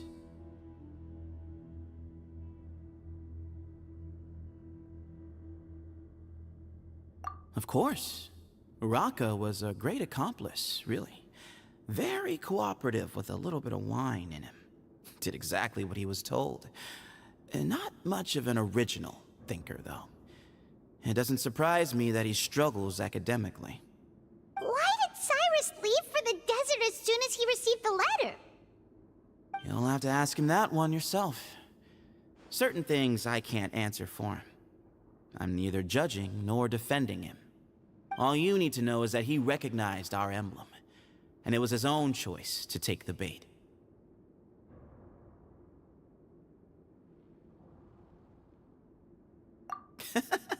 What kind of question is that? He's the General Mahamatra. Everyone in Sumeru knows who he is. Right, but back at the Oasis, you can't have known who he was for sure, or you wouldn't have asked him. So, what we're really asking is, have you never seen him in person before? I've lived in the desert my whole life. Guess you could say I've never had the pleasure. Ugh, why does Paimon feel like this guy's not being straight with us? Come on, we've only just met. If I give you all the answers up front, you'll have nothing left to look forward to. Yes, that was me. Although, tricked is a stretch. He was asking everyone in the tavern about ways to make some easy money. He insisted that nothing was off the table, even if it broke the law. So, I told him that Cyrus had embezzled a large sum of mora from the desert. So you framed Cyrus for a crime that he did not commit? No. That's not entirely true. Let me jog your memory. The letter just said that he had uncovered Cyrus's secret. It didn't say what secret that was. Of course. Uraka was a great accomplice, really. Very cooperative with a little bit of wine in him. Did exactly what he was told. And not much of an original thinker, though. It doesn't surprise me that he struggles academically. Why did Cyrus leave for the desert as soon as he received the letter? You'll have to ask him that one yourself. Certain things I can't answer for him. I'm neither judging nor defending him. All you need to know is that he recognized our emblem, and it was his own choice to take the bait.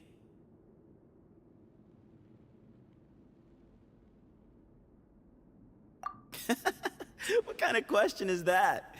He's the General Mahamatra. Everyone in Sumeru knows who he is.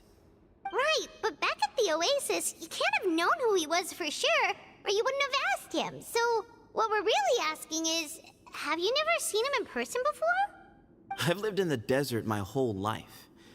Guess you could say I've never had the pleasure. Ugh, why does Paimon feel like this guy's not being straight with us? Come on, we've only just met. If I give you all the answers up front, you'll have nothing left to look forward to. Yes, that was me. Although, tricked is a stretch. He was asking everyone in the tavern about ways to make some easy money. He insisted that nothing was off the table, even if it broke the law. So, I told him that Cyrus had embezzled a large sum of mora from the desert. So you framed Cyrus for a crime that he did not commit? No. That's not entirely true. Let me jog your memory. The letter just said that he had uncovered Cyrus's secret. It didn't say what secret that was.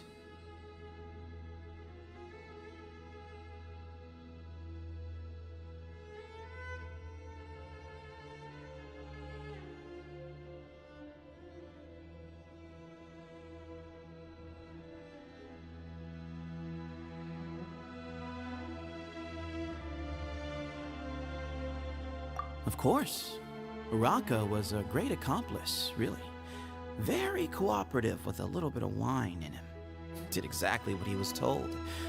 And not much of an original thinker, though. It doesn't surprise me that he struggles academically. Why did Cyrus leave for the desert as soon as he received the letter? You'll have to ask him that one yourself. Certain things I can't answer for him.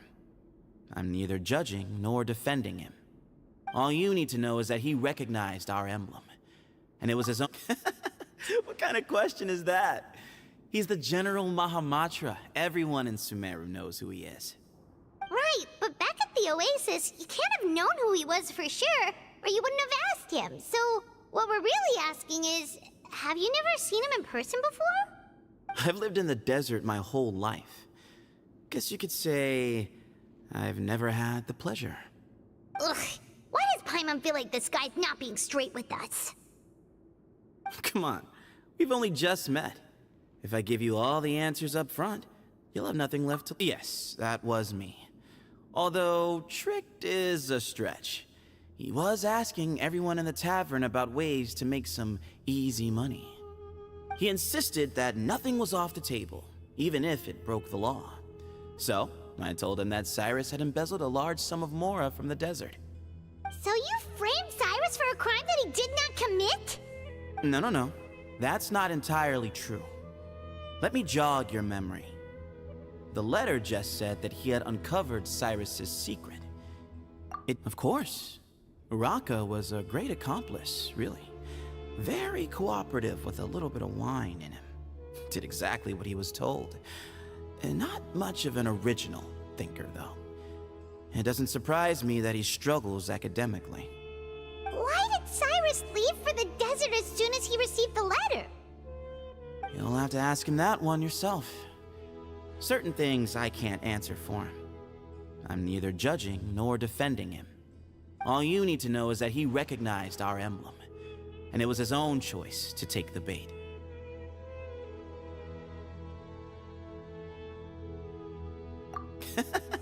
What kind of question is that? He's the General Mahamatra. Everyone in Sumeru knows who he is. Right, but back at the Oasis, you can't have known who he was for sure, or you wouldn't have asked him. So, what we're really asking is, have you never seen him in person before? I've lived in the desert my whole life.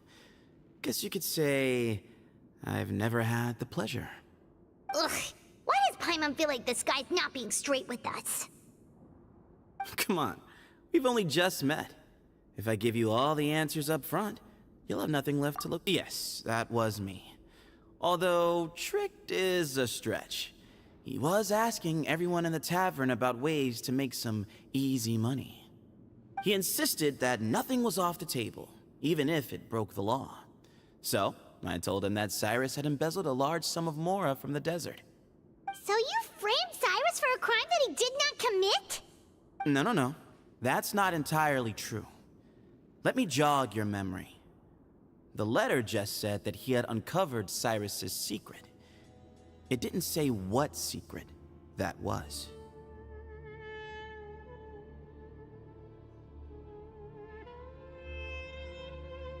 Of course. Uraka was a great accomplice, really. Very cooperative with a little bit of wine in him. Did exactly what he was told. And not much of an original thinker, though. It doesn't surprise me that he struggles academically. Why did Cyrus leave for the desert as soon as he received the letter? You'll have to ask him that one yourself. Certain things I can't answer for him. I'm neither judging nor defending him. All you need to know is that he recognized our emblem, and it was his own choice to take the bait.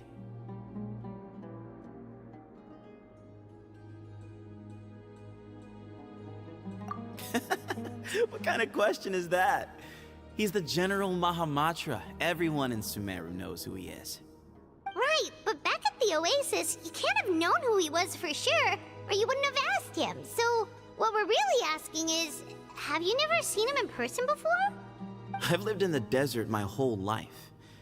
Guess you could say I've never had the pleasure. Ugh, why does Paimon feel like this guy's not being straight with us? Come on, we've only just met. If I give you all the answers up front, you'll have nothing left to look forward to. Yes, that was me. Although, tricked is a stretch. He was asking everyone in the tavern about ways to make some easy money. He insisted that nothing was off the table, even if it broke the law. So, I told him that Cyrus had embezzled a large sum of mora from the desert. So you framed Cyrus for a crime that he did not commit? No. That's not entirely true. Let me jog your memory. The letter just said that he had uncovered Cyrus's secret. It didn't say what secret that was.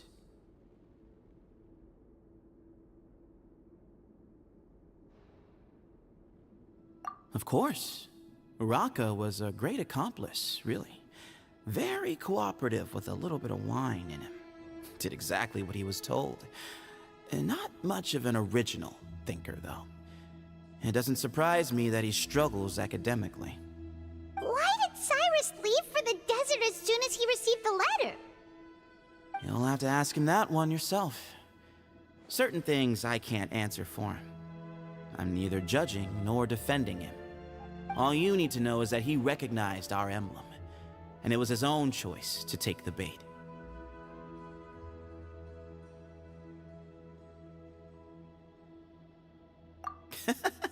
What kind of question is that? He's the General Mahamatra. Everyone in Sumeru knows who he is. Right, but back at the Oasis, you can't have known who he was for sure, or you wouldn't have asked him. So, what we're really asking is, have you never seen him in person before? I've lived in the desert my whole life. Guess you could say I've never had the pleasure. Ugh, why does Paimon feel like this guy's not being straight with us? Come on, we've only just met. If I give you... Yes, that was me. Although, tricked is a stretch. He was asking everyone in the tavern about ways to make some easy money. He insisted that nothing was off the table, even if it broke the law. So, I told him that Cyrus had embezzled a large sum of mora from the desert.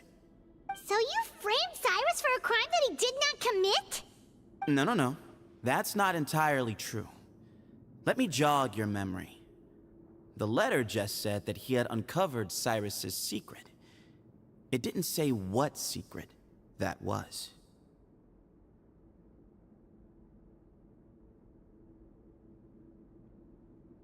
Of course. Uraka was a great accomplice, really. Very cooperative with a little bit of wine in him. Did exactly what he was told. And not much of an original thinker, though. It doesn't surprise me that he struggles academically. Why did Cyrus leave for the desert as soon as he received the letter? You'll have to ask him that one yourself. Certain things I can't answer for him. I'm neither judging nor defending him. All you need to know is that he recognized our emblem, and it was his own choice to take the bait. What kind of question is that? He's the General Mahamatra. Everyone in Sumeru knows who he is. Right, but back at the Oasis, you can't have known who he was for sure, or you wouldn't have asked him. So, what we're really asking is, have you never seen him in person before? I've lived in the desert my whole life. Guess you could say I've never had the pleasure. Ugh, why does Paimon feel like this guy's not being straight with us? Come on, we've only just met. If I give you all the answers up front, you'll have nothing left to look forward to.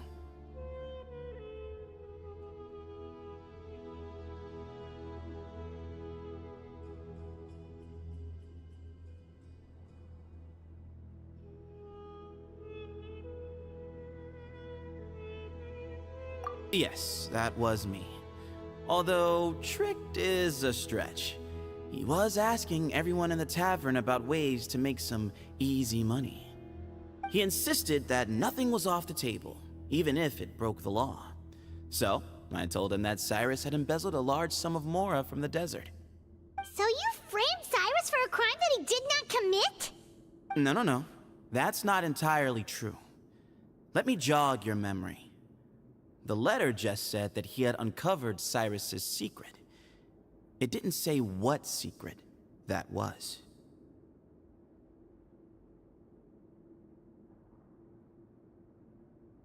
Of course. Uraka was a great accomplice, really. Very cooperative with a little bit of wine in him. Did exactly what he was told.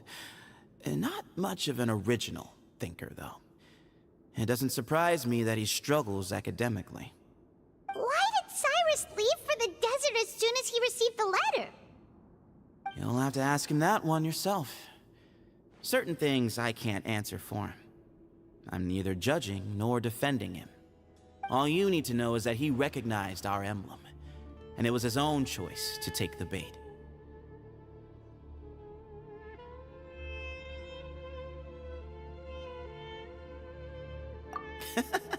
What kind of question is that? He's the General Mahamatra. Everyone in Sumeru knows who he is. Right, but back at the Oasis, you can't have known who he was for sure, or you wouldn't have asked him. So, what we're really asking is, have you never seen him in person before? I've lived in the desert my whole life. Guess you could say I've never had the pleasure. Ugh, why does Paimon feel like this guy's not being straight with us? Come on, we've only just met. If I give you all the answers up front, you'll have nothing left to look forward to.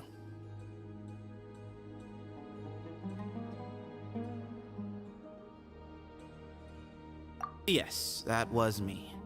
Although, tricked is a stretch. He was asking everyone in the tavern about ways to make some easy money. He insisted that nothing was off the table, even if it broke the law. So, I told him that Cyrus had embezzled a large sum of mora from the desert. So you framed Cyrus for a crime that he did not commit? No.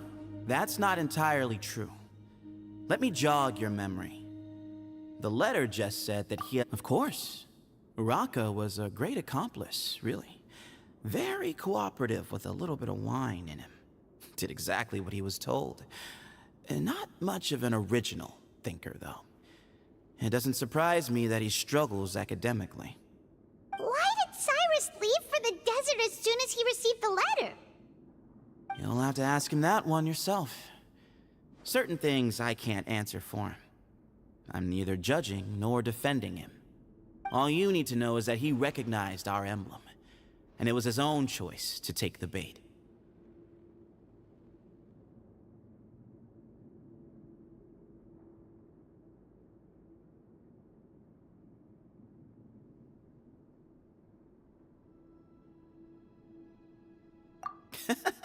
What kind of question is that? He's the General Mahamatra. Everyone in Sumeru knows who he is.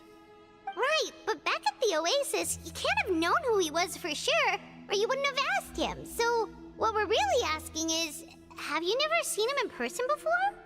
I've lived in the desert my whole life. Guess you could say I've never had the pleasure. Ugh, why does Paimon feel like this guy's not being straight with us?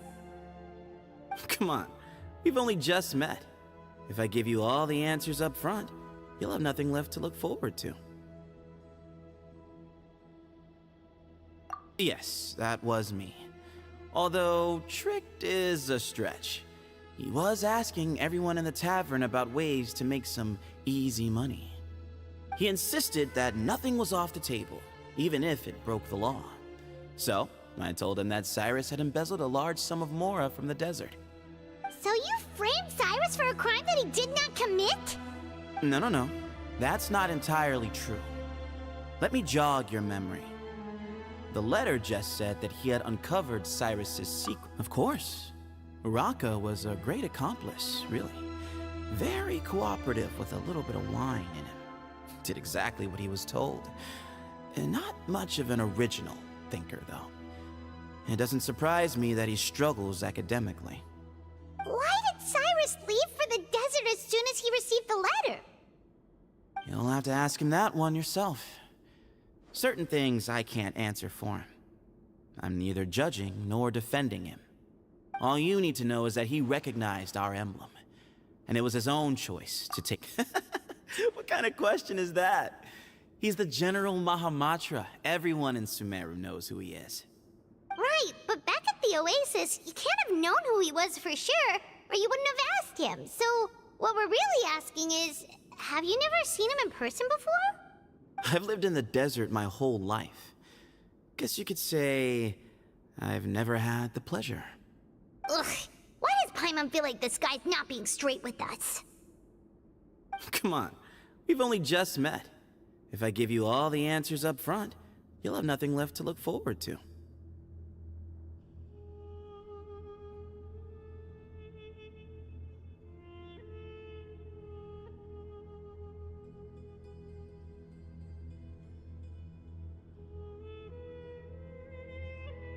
Yes, that was me.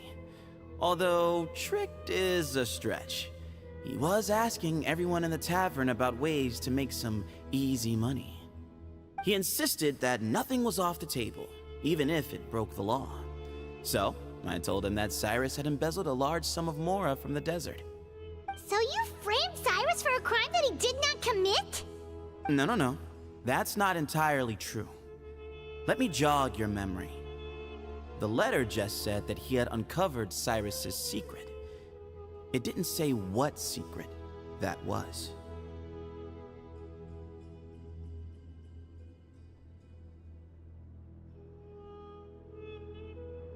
Of course. Uraka was a great accomplice, really. Very cooperative with a little bit of wine in him. Did exactly what he was told. And not much of an original thinker, though. It doesn't surprise me that he struggles academically. Why did Cyrus leave for the desert as soon as he received the letter? You'll have to ask him that one yourself. Certain things I can't answer for him. I'm neither judging nor defending him. All you need to know is that he recognized our emblem, and it was his own choice to take the bait.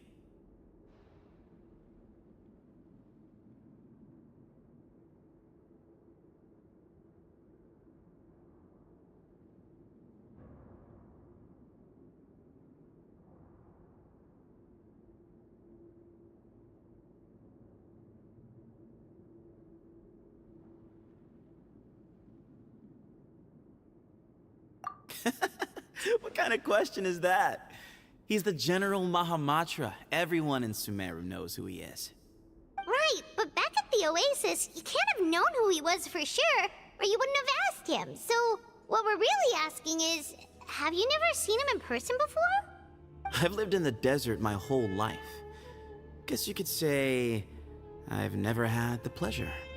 Ugh, why does Paimon feel like this guy's not being straight with us? Come on, we've only just met. If I give you all the answers up front, you'll have nothing left to look forward to.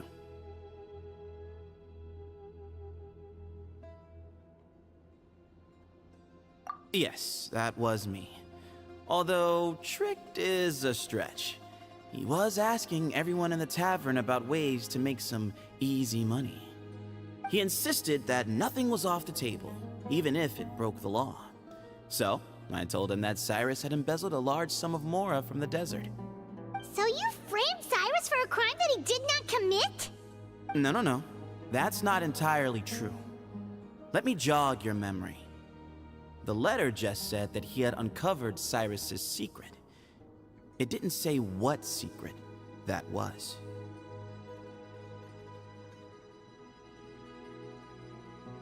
Of course. Uraka was a great accomplice, really. Very cooperative with a little bit of wine in him. Did exactly what he was told. And not much of an original thinker, though. It doesn't surprise me that he struggles academically. Why did Cyrus leave for the desert as soon as he received the letter?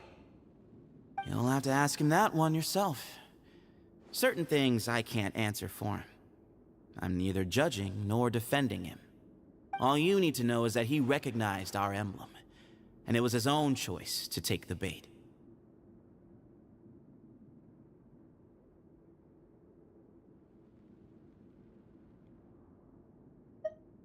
Nope, not once.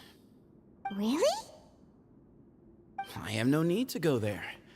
Not when the taverns are full of the Urakas of this world. Besides, we're well aware of what goes on at that place.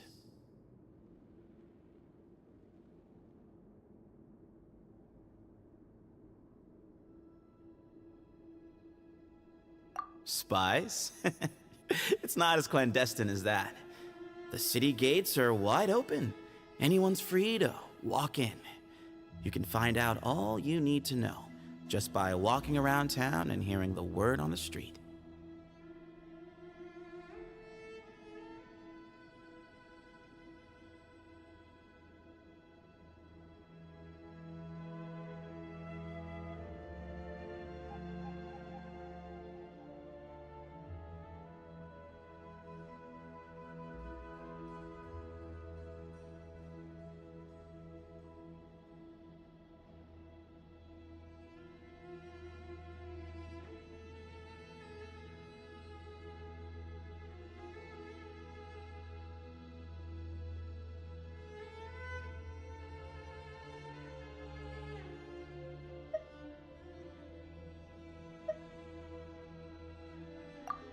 Mm-hmm.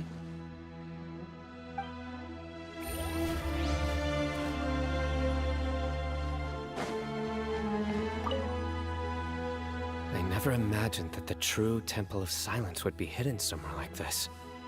We've passed through these parts before, but never noticed anything. That's King Deshret's technology for you, I guess. It borders on the miraculous. Amazing to think that it's been preserved intact all this time. We should be wary of our hosts. Still, at this point, we can be confident that the professor is safe and sound, so that's something.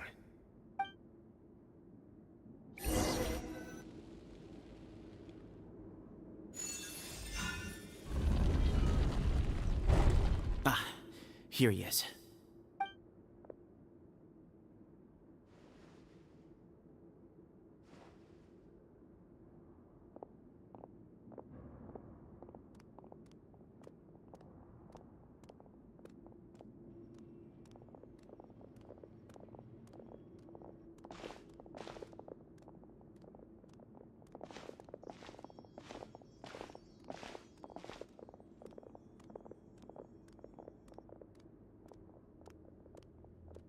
Grandfather, the person you wish to see is here. Well done, Sethos. Greetings, one and all. I am Ba Moon, the current leader of the Temple of Silence. I know why you are here, and I thank you for your patience. Bring him out.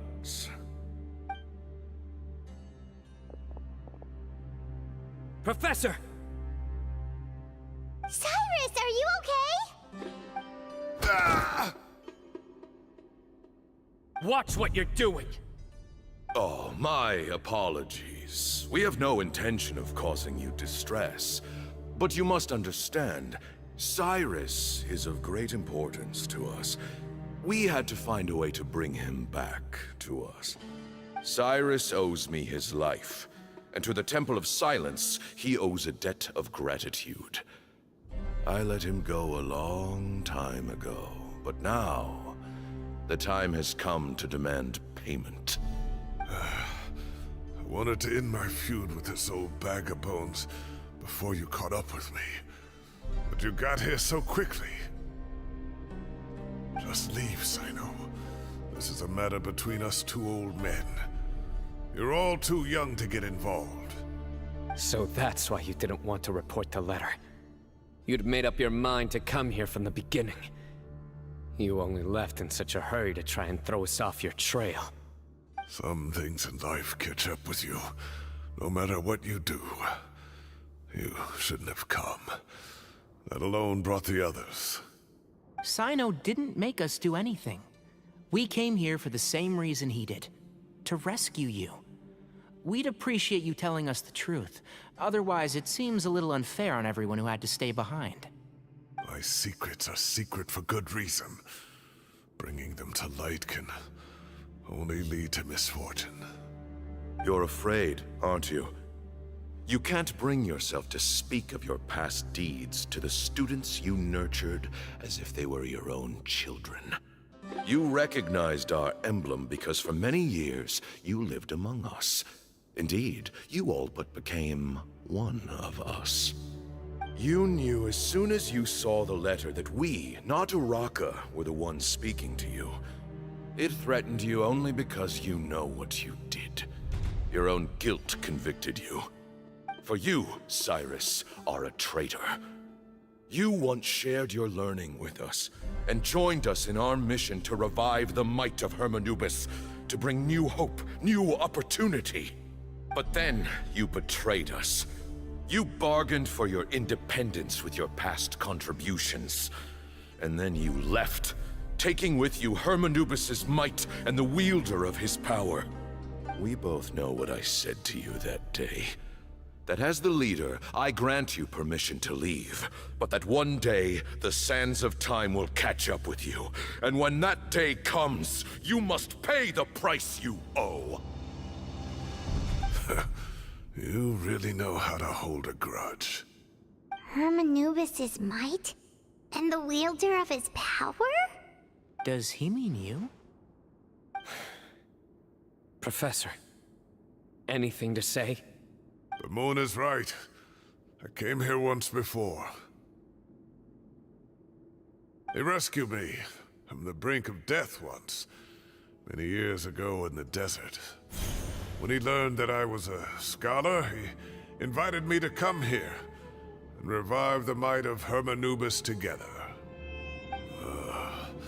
It was a great, daring plan, and one shrouded in secrecy. The Temple of Silence had been bereft of Hermanubis for too long. The strength of its faith and its warriors were waning. Bamoon proposed that we implant bar fragments, shards of Hermanubis, into the bodies of suitable vessels. If the experiment was successful, the spirit of Hermanubis would then dwell within the vessel.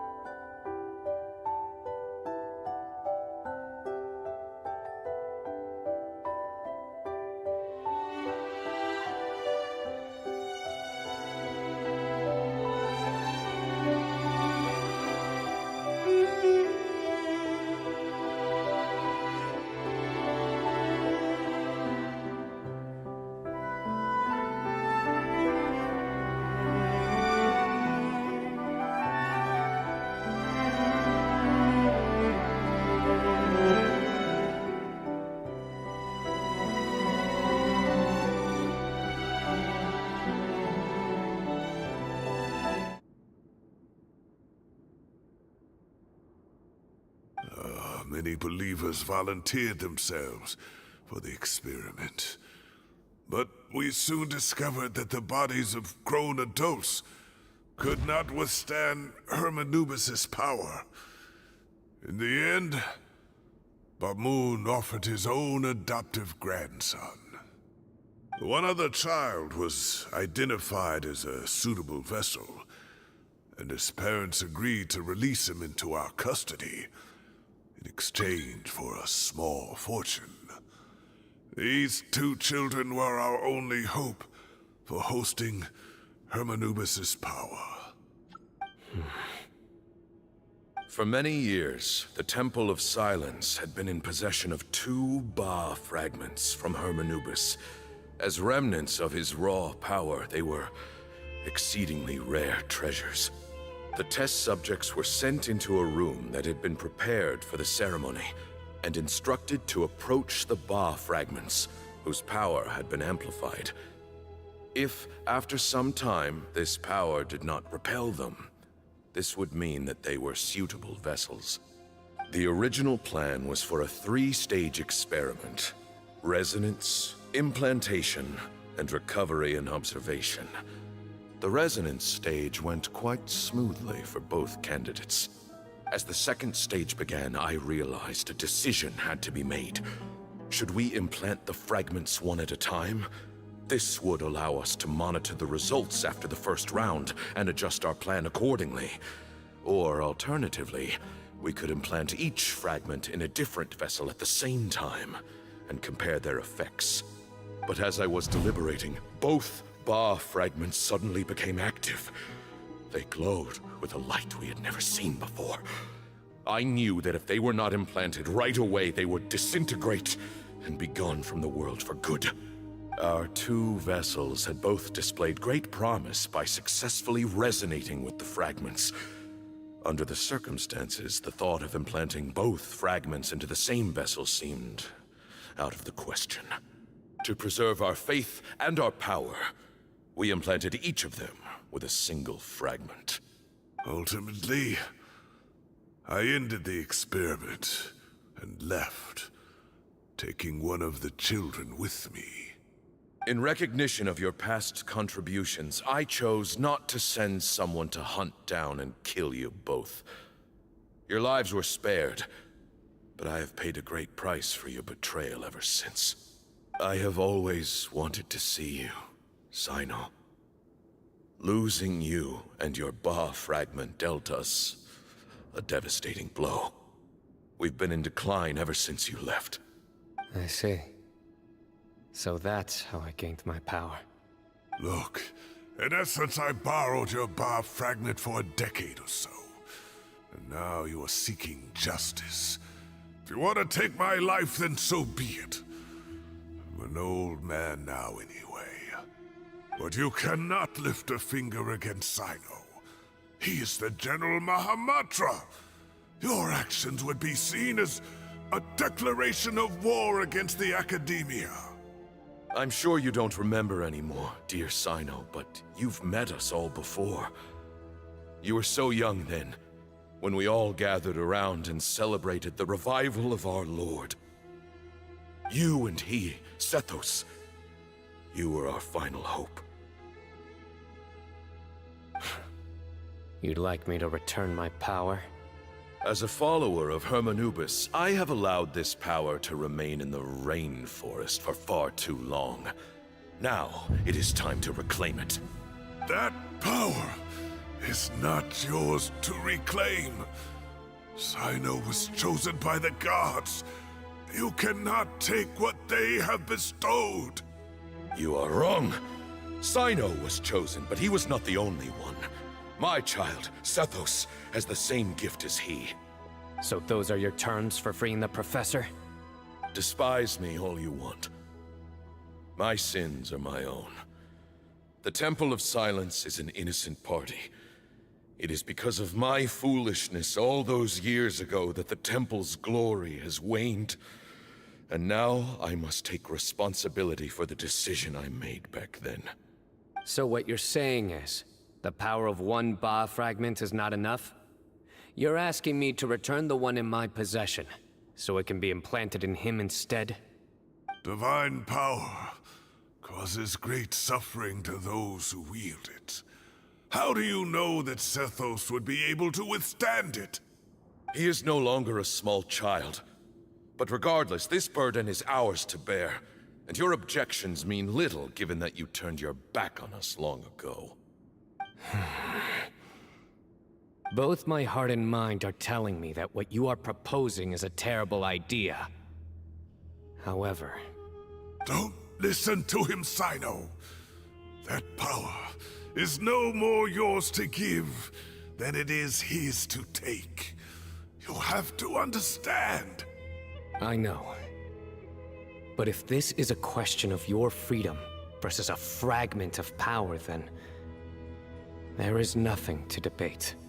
Sorry to interrupt, but in my view, there are a number of contentions here that still need addressing.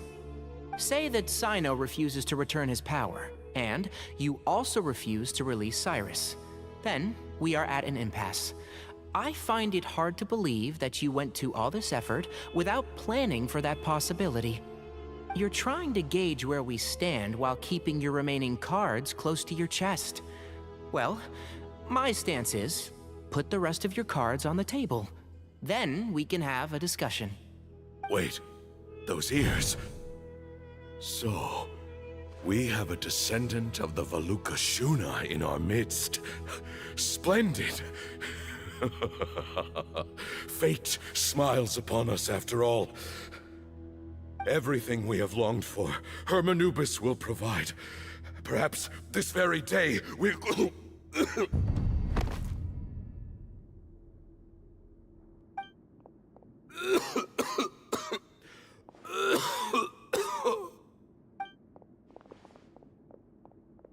Why is he coughing so much? He looks like he's in really bad shape.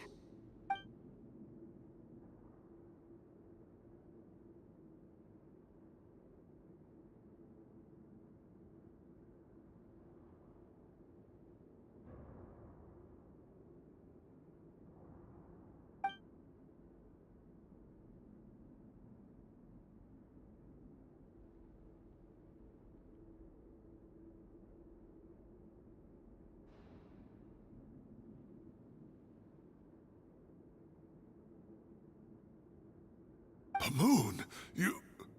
Take our leader back to his room. Sethos, you must... Grandfather, I know what you wish to say. Leave this in my hands. I don't like to drag out conversations, so I'll just cut to the chase. Had Cyrus not stopped the experiment all those years ago, the plan would most likely have been a success. The wisdom of Hermanubis would have been ours. Still, it's no use talking about what-ifs. We cannot change the past. I'm not like my grandfather. The Temple of Silence has a grand legacy and a sacred duty to fulfill. So it's somewhat inevitable for the leader to have an inflated sense of self. But I see things a little differently. I don't believe the temple has the same stature that it once did. Time has worn away at its prestige and changed things almost beyond recognition. So I'm not going to force your hand. You're all free to leave. Except for Cyrus. My grandfather gave him his chance once, and now I'm giving the rest of you yours. You have courage and wise judgment, kid. Reminds me a lot of Bamoon in his younger years. I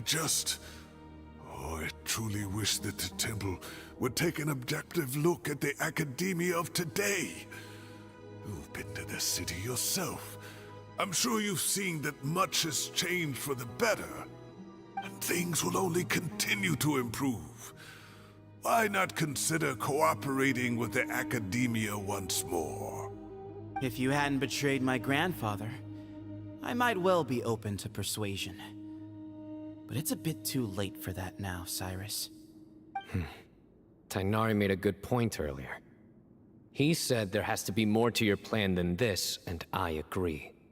All you and Ba Moon are after is the Ba fragment. The professor will accept whatever fate you deem fit for him out of a sense of guilt. I am the one who has a choice to make. And that's how it was always going to be. Ultimately, you want to trade the Ba fragment for the professor, correct? I'm glad to see you're giving it some serious consideration. I won't forsake my professor, nor do I intend to run from a problem that I must face sooner or later. Give me one night to make my decision. That works.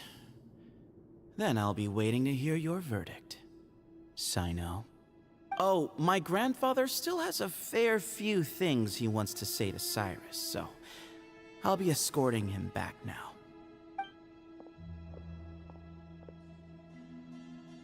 Are you sure about negotiating with him? I need to think this through. Everyone, let's meet again later tonight. Until then, take some time for yourself. Alright, well, don't put too much pressure on yourself, Sino. If you need any help working things out, just come and find us.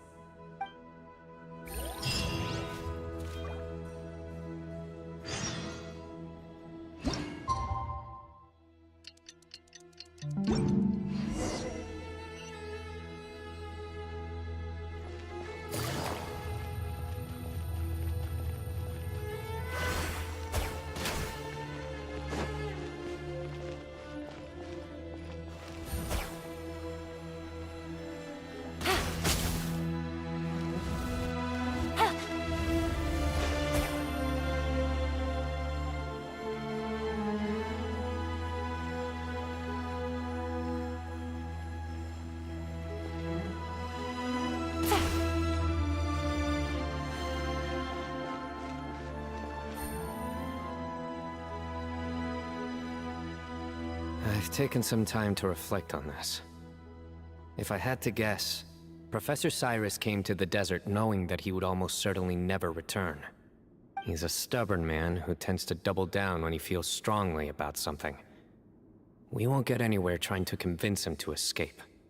I agree. My master Nephis says the same thing.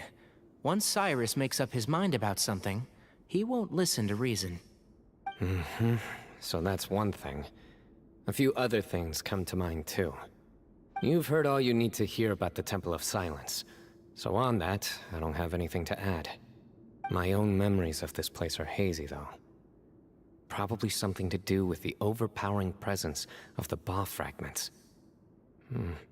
That might explain why I suffered from constant headaches and fevers as a child. I do remember having some fleeting moments of profound emotion when vague images would appear in my mind. But I don't recall much, only bits and pieces. I was still young then, and all I could understand was that there was a strong will inside my mind. Thinking back on it now, I suppose it was Hermanubis' way of trying to encourage me, even if we couldn't communicate. The power that came to inhabit my spirit was probably one of the cornerstones of their whole faith. So if the will and might of Hermanubis is a real, intangible thing, and they are its rightful worshippers, then... You're not gonna give in to their demands, are you? Surely there has to be another way!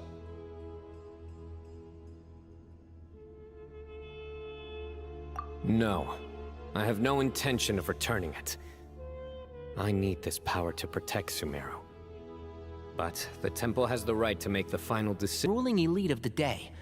Traditionally, such organizations are bound by a strict and ancient code of nobility. Kaveh has made similar observations about the desert tribes from his work trips there. He says many of them have their own internal rules.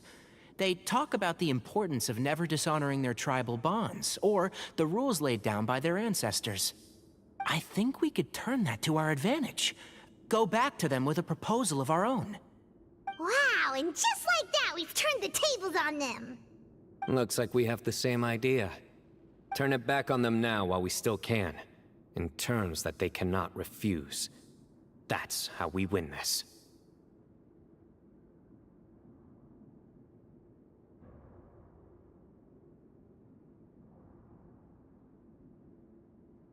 Great. And I know just how to start the conversation. Let's go find Sethos. We'll tell him that I know a thing or two about medicine and would like to take a look at his grandfather's condition.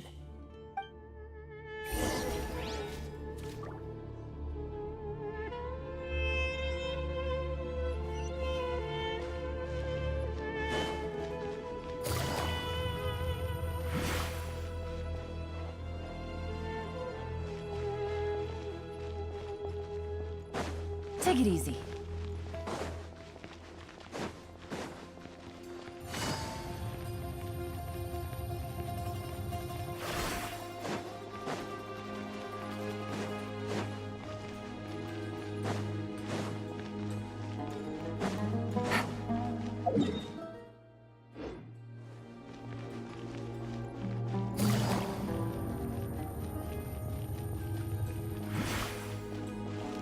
Take it easy. Sethos, let's talk. Have you made up your mind? We'll get to that, but first, I have some degree of medical training, so I was wondering if you might let me take a look at your grandfather? I have no objections, although we do have our own doctors here. I doubt you'll be able to tell us anything we don't already know. Only one way to find out. Follow me. Keep your voices down. We don't want to disturb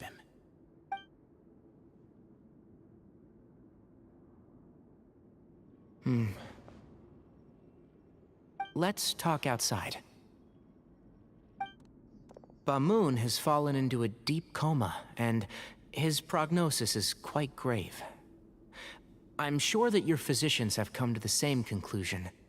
He appears to have sustained a serious injury in his youth, which has been exacerbated over the years by the heavy burden of work and now by the effects of old age. Regretfully, I must inform you that, based on what I've seen with patients in a similar condition, he doesn't have long left. A few days at most. Yeah.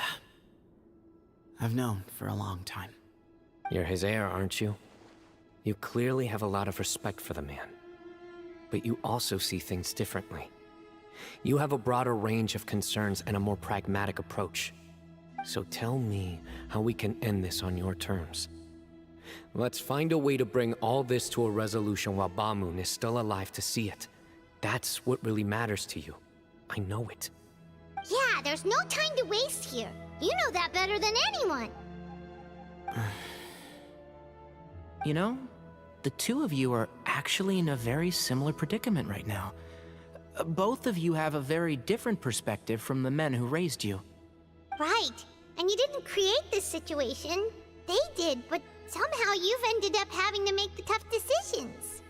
You're right. We both look at this problem very differently than the people we inherited it from. I accept, Sino. This all began because of Hermanubis. So let's end it with the rite he himself created. Legend has it that when Hermanubis first arrived in Tuletula, he sparred with the city's residents. He and his two companions proved their mettle by fighting over several days, winning the support of many fine people. That group of supporters were some of the first members of the Temple of Silence, and the sparring matches were enshrined as one of our founding rites, the rite of duels. It's where it all began. Sounds very fitting. I'm in. As a fellow vessel of Hermanubis, your ties to the Temple of Silence run deep. So I will permit you to participate in this rite, along with your chosen companions. 3 against 3. Sounds good. However, I have some additional terms. As the challengers, you must win all 3 of your fights to win. And Sino, both of us must put our Ba fragment on the line. The winner takes them both. Letting Cyrus leave with one of the Ba fragments was a mistake, made by my grandfather out of pity. It is a long-standing issue that must be addressed for the Temple of Silence to move forward. I can make no concessions on that front. None needed. We're on the same page. If I win, The Temple of Silence must release Cyrus, and consider this past dispute resolved. If you win, I'll return my power to you. It's a deal.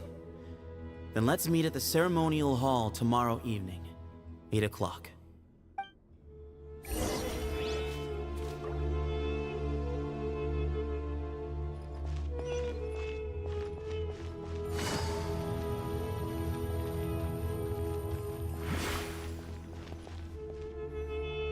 Well, after how that went, there's definitely no turning back now. There never was. Turning back hasn't been an option for me since the moment the professor slipped away to return to the desert. You have to win. You need this power, both as General Mahamatra and for yourself. Yeah, that's right! Besides, it stayed with you ever since you were a small child. Surely that's a sign it thinks of you as its rightful owner. Both as General Mahamatra and for myself. Yeah, when you put it that way, I've had to overcome a lot to tame this power and claim it for myself. Not everyone could have done that. Exactly!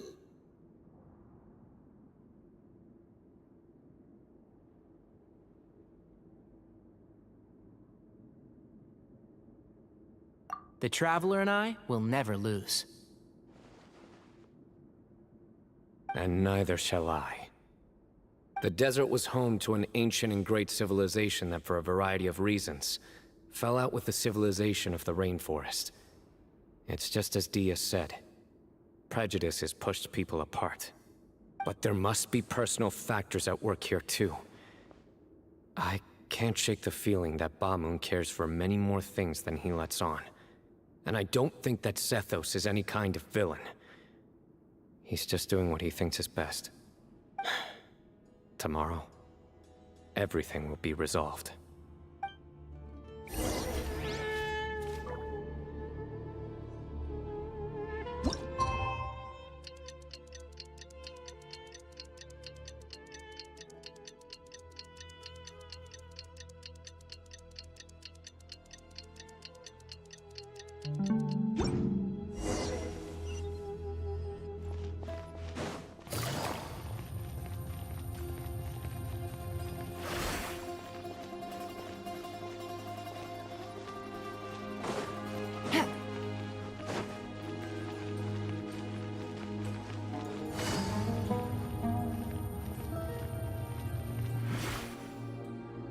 We gather on this day to perform once more the rite of duels, with the greatest of all sages, Lord Hermanubis, as our witness, for his power and authority is present in our midst.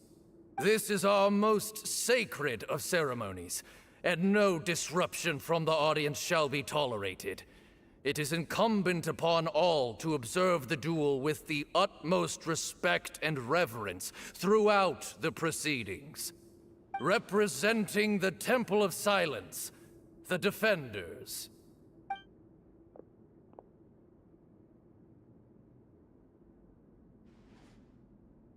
Grandfather, you're here. A rite of duels after all these years. I am surprised by your decision, Zethos. I know what I'm doing, Grandfather. Just leave it to me. Representing the Academia, the Challengers. Ready. We will fight to have our voices heard. Warriors, take your positions and decide on the order of battle. We come not to debate what brings our challengers here, nor what will become of the defeated duelists. Duelists, the might of Hermanubis himself is at stake here. Now, fight. Fight until the rightful victor is proclaimed!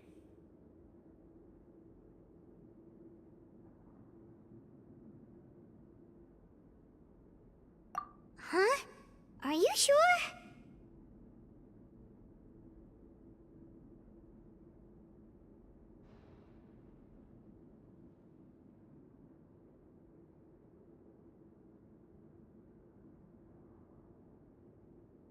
I agree. She's very strong. Sending her out first will definitely intimidate the opposing side. Okay, then you're second. Sure. We have decided. So have we. Let's begin. Duelists of the first bout, please step forward.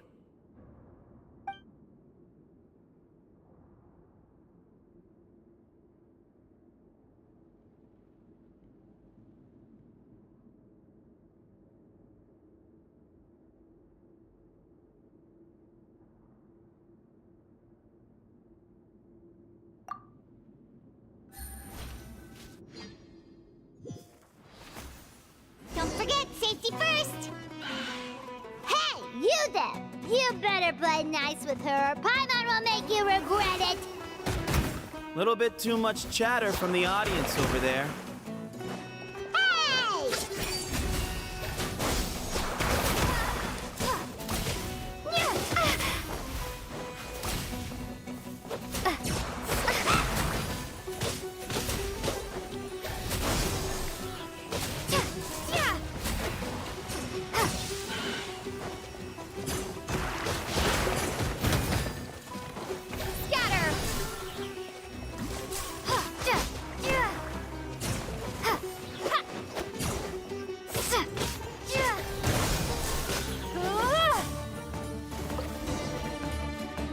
A swift end to the first bout.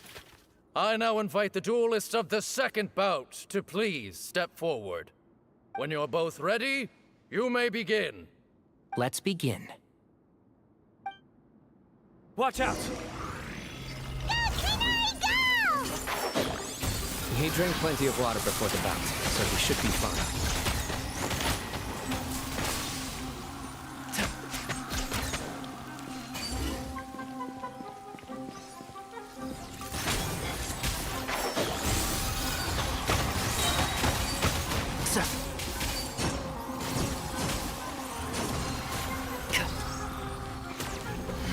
Let's nip that in the bud. And shroud.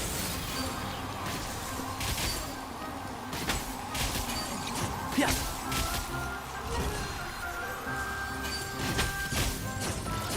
Keep up.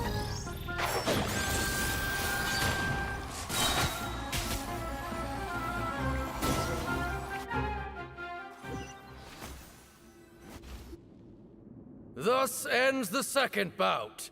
We will now move to the third bout. Duelists, please step forward. I'm ready. So am I. This is the final stage of the rite. I remind you both that the terms you agreed upon in advance are binding. When you're both ready, you may begin.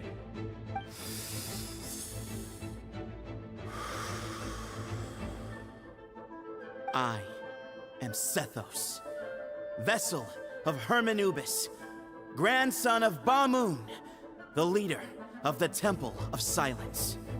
For many years, we have kept our covenant with Lord Hermanubis by guarding the secrets of King Deshret. And even in our darkest hour, when we could not see a way forward, we chose not to abandon hope, but to embark on a brave new experiment so that we might prevail. We earnestly sought Lord Hermanubis' wisdom and power, longing to see his spirit and his light descend upon us. Now, I will fight to become the rightful wielder of that power! I am Sino, General Mahamatra of the Academia, student and successor of Cyrus, the Sage of Spantamad. I fight in defense of my power, my professor, and my nation. And you, I think you left some things unsaid.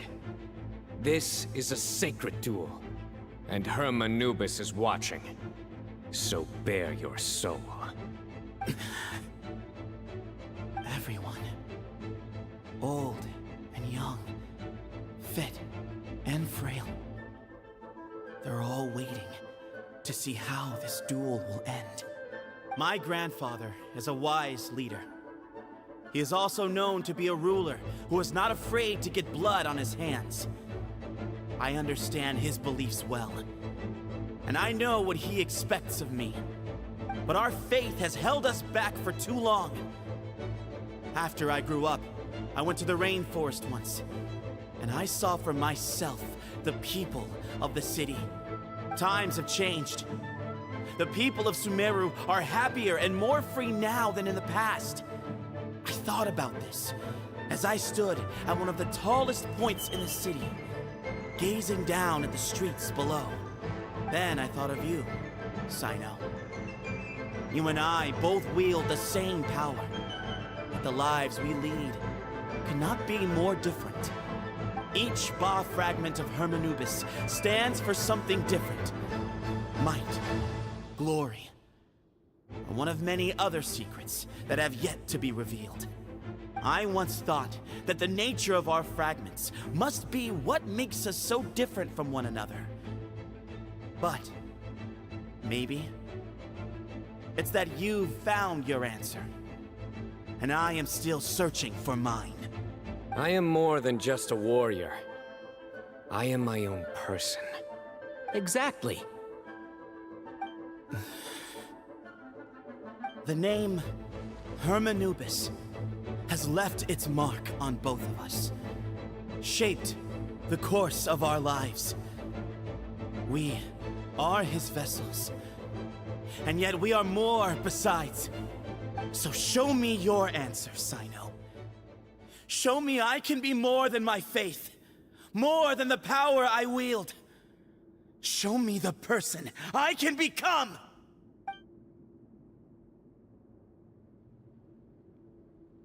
Bring it on!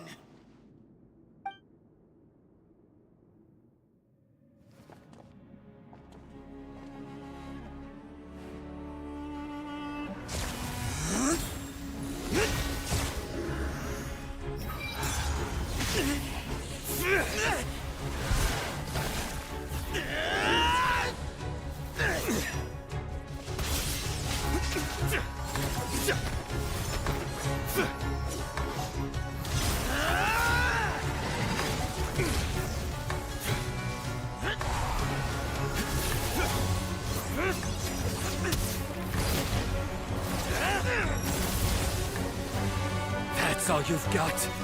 What happened to searching for your answer?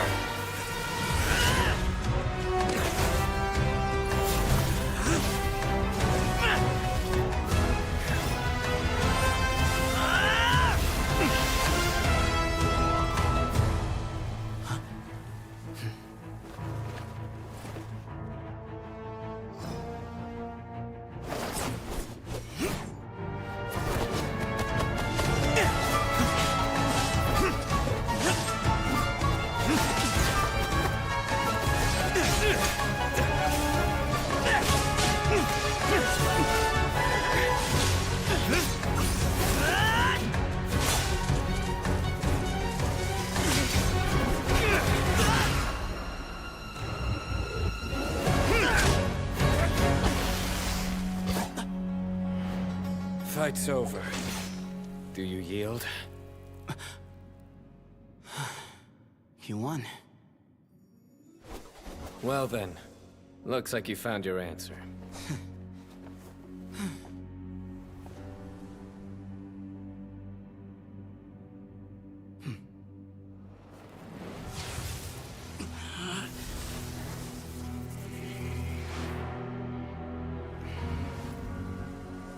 I give his glory to you.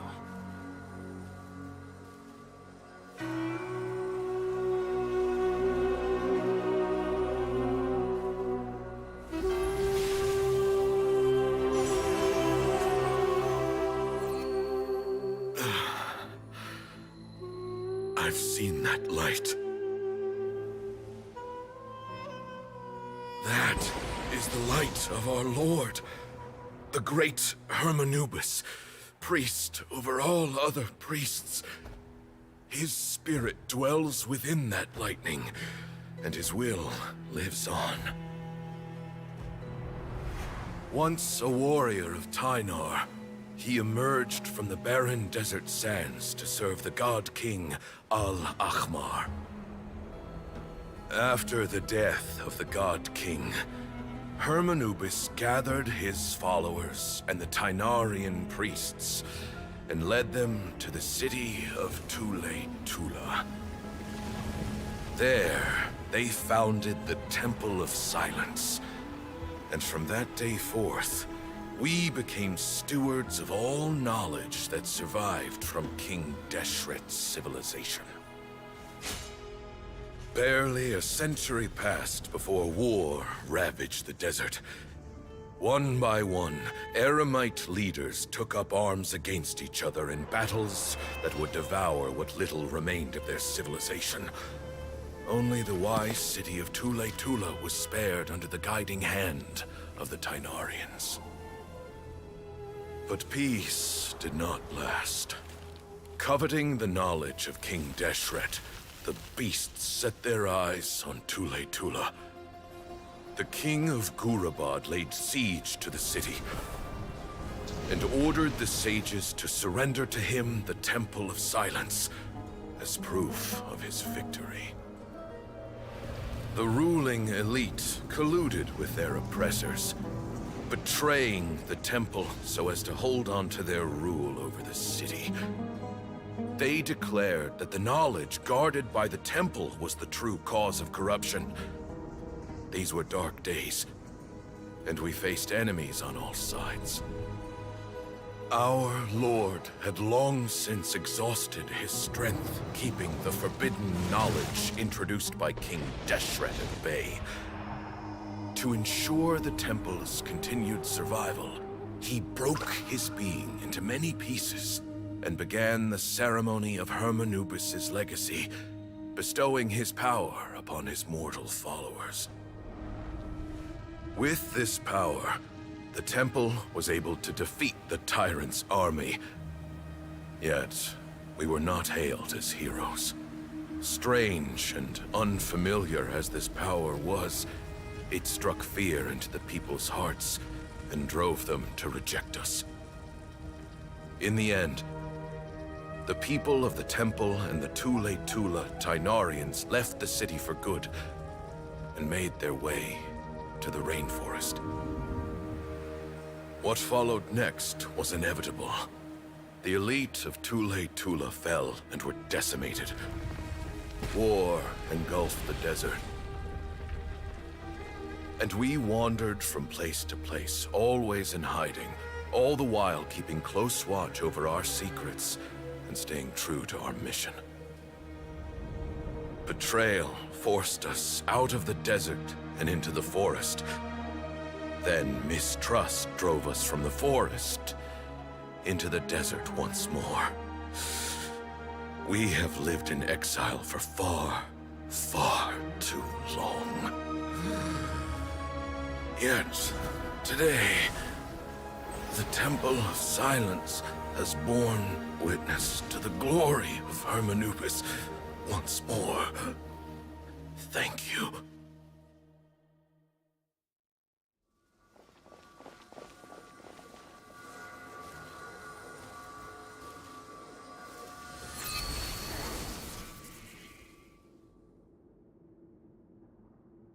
How is it?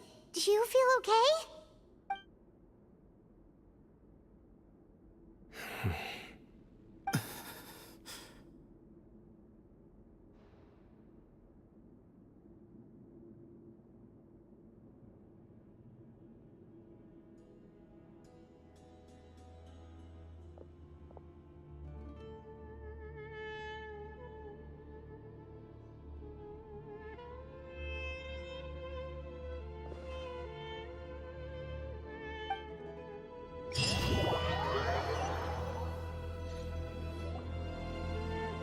Grandfather.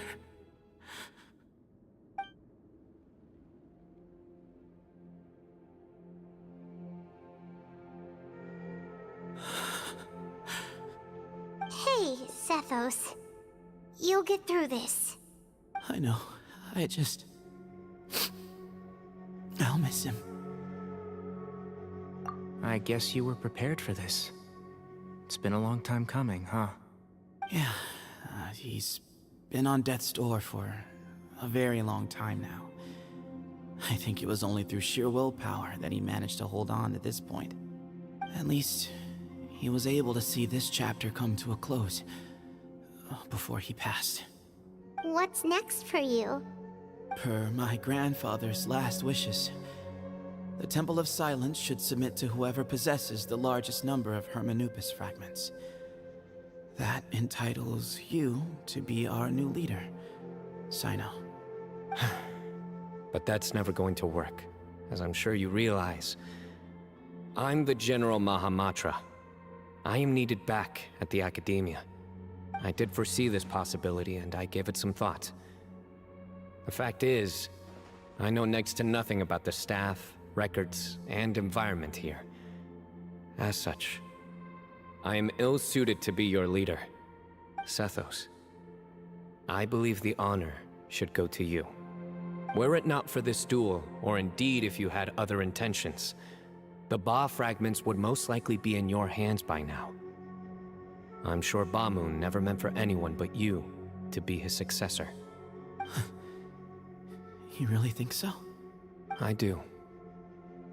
Still, I didn't think Bamoon looked very surprised by the final result. Perhaps he had an inkling that this would be the way things end. Well, in any case, since the Ba fragments are with me now, I guess I can call the shots. Sethos, I would like you to succeed Bamoon as the new leader of the Temple of Silence. You are more suited to the role than I, and I have complete faith that you will be an excellent leader. Just think of it as doing me a favor. But doesn't that render everything that we've been through up to now meaningless?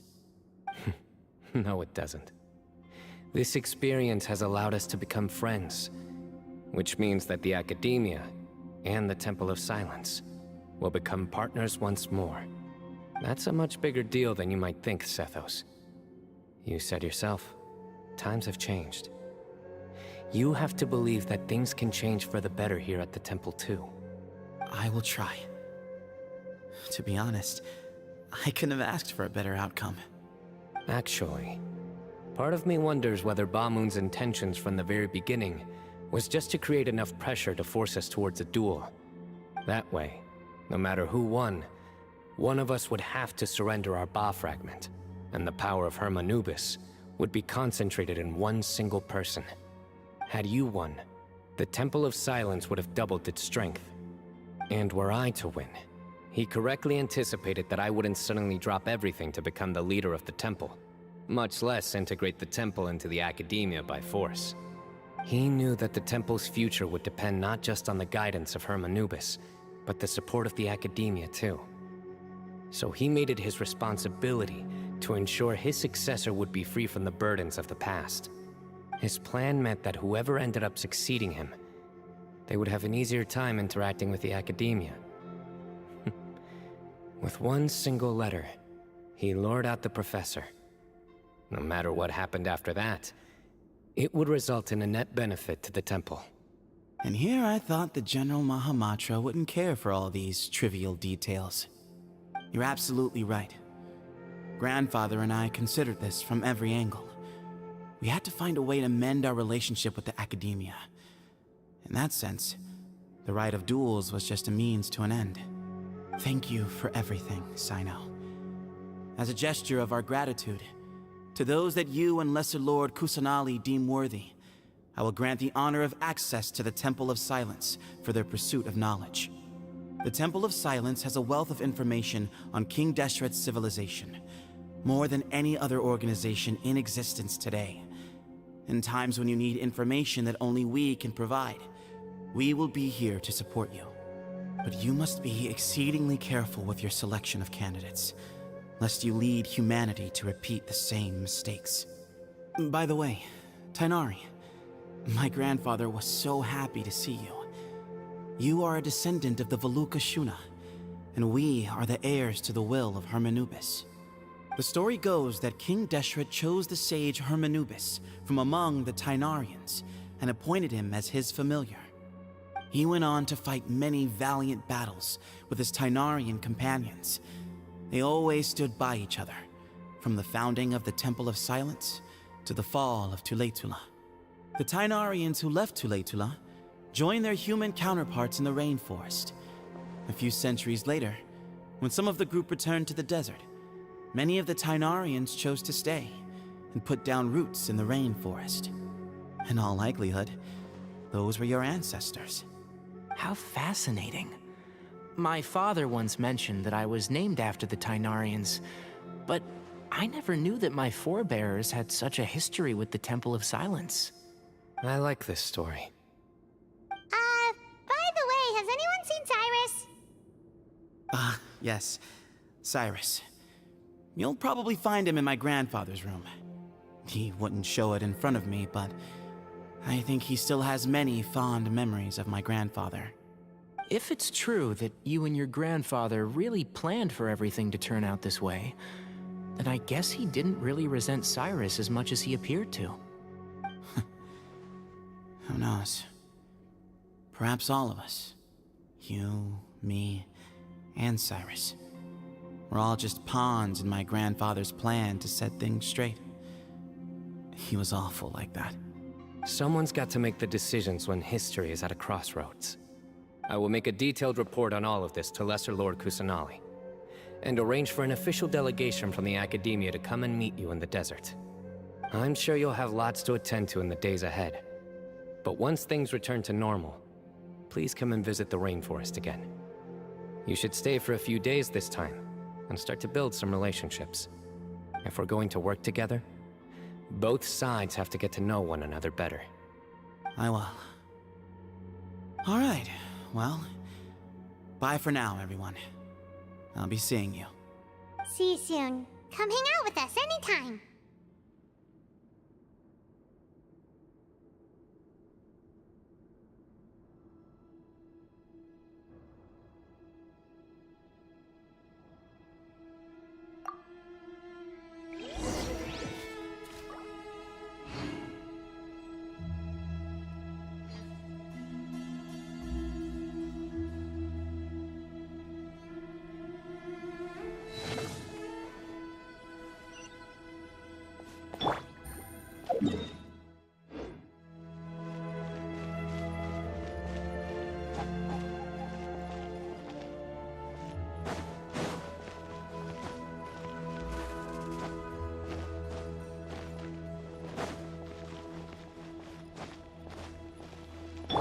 Quake!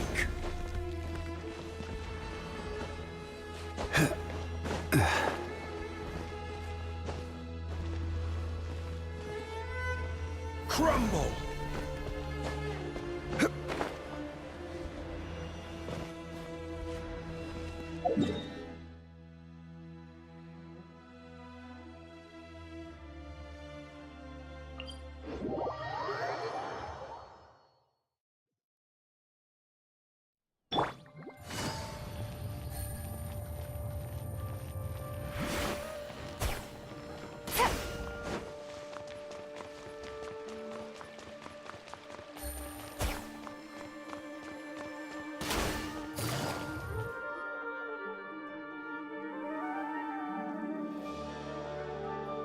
What were you thinking, gallivanting off into the desert alone at your age? What if you take the bucket, You told not a soul what you were up to, designated nobody to handle your affairs, and left everyone scrambling frantically to try and figure out how on earth to clean up the colossal mess you'd made. Oh, please, will you stop your yelling? What other choice did I have? What do you mean, what other choice? Do you mean to tell me that after all your years of learning, and sagehood no less, the only idea you could conjure up in that white-haired walnut of yours was to shoot off into the unknown like some hot-headed 20-year-old adventurer? A one-man suicide mission, That's the best idea that one of the finest minds of a generation could come up with, is it? It astounds me that you survived the journey, and you're lucky that Ba Moon didn't finish you off when you arrived. All right, all right. Honestly, the way you're going off on me, it's like you wish you'd been there to lend him a hand. Does it mean nothing to you that I'm your colleague and former classmate?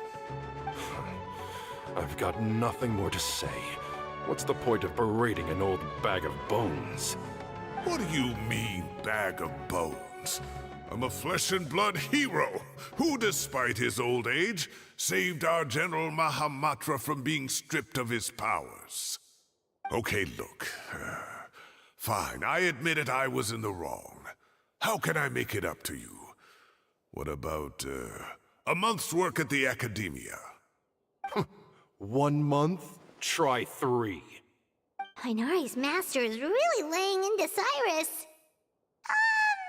Let's give them a wide berth.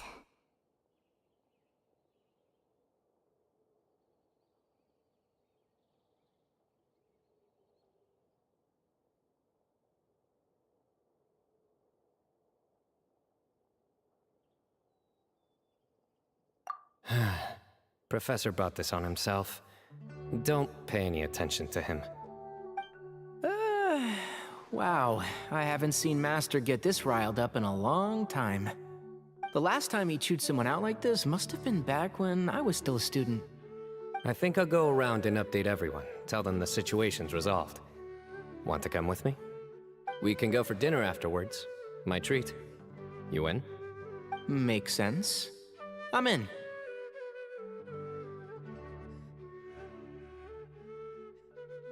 Paimon's coming too! Let's go!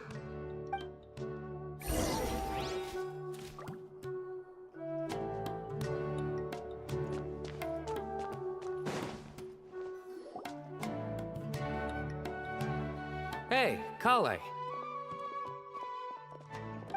You're back! Well, look who we have here. Would you mind explaining to me what has been going on this past few days? I heard you all ran off into the desert and got embroiled in a major catastrophe. All taken care of. That does not answer my question. How could you be so careless? That goes for you as well. Yes, and you too. When you run into problems, you really ought to ask for help, you know? I've been around the block. Don't you think it would have made sense to involve me? And let's not forget, I know the desert like the back of my hand. Now would not be a good time to attempt to argue with Farazan. You're right. Mm-hmm. It's not the first time that I've had to talk to you about this sort of thing either. You need to learn that there are times when the right thing to do is get a more experienced member of staff involved. Do I make myself clear? Because if you don't, Kale, please do something. He's giving me the signal. All right, guess it's time to play my ace in the hole.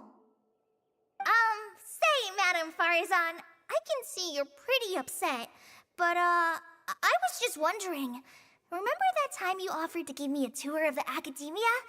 Does that offer still stand? Huh? Wait, did I hear that right? Kale, you remember? Wonderful. Well, of course the offer still stands. Come on. Madame Farazan will show you around the old classrooms. Poor Kale getting dragged off like that. Also, check out Farazan acting like some sort of official Academia tour guide. Kale! Cup. Huh? What? Oh, right! What do you mean, cup? You need a cup. I can get you a cup. Oh, it's nothing. Just Master's way of reminding me to stay hydrated while I'm out and about.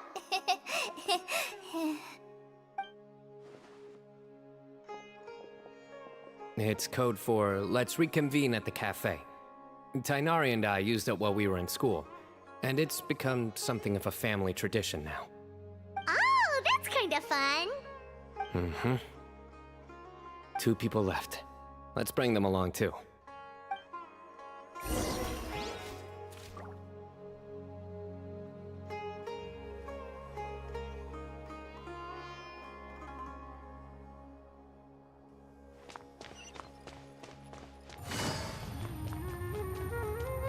Is it possible to...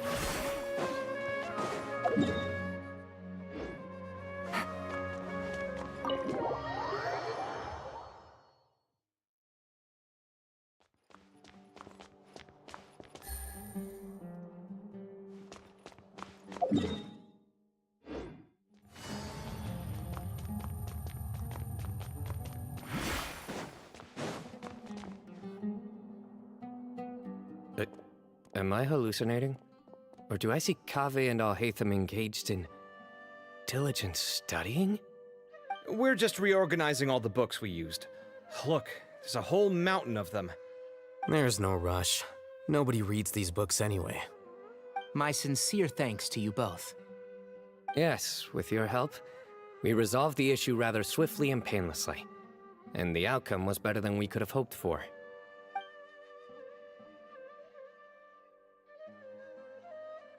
I see. The Temple of Silence resorted to rather unique means of self-preservation. It explains how they managed to remain hidden for so many years. And it sounds like they managed to preserve a whole load of ancient documents as well. I'd love to go check those out if I ever had the chance. That day will come. The Temple of Silence is a hugely important organization, and we'll be sure to maintain good relations with them in the future. Now, as a token of my appreciation, I'd like to treat everyone to coffee. Sounds good. Yeah, sounds great. Although after the last few days, I don't know if I can handle another coffee. But I can just order something else. Sure. Let's go.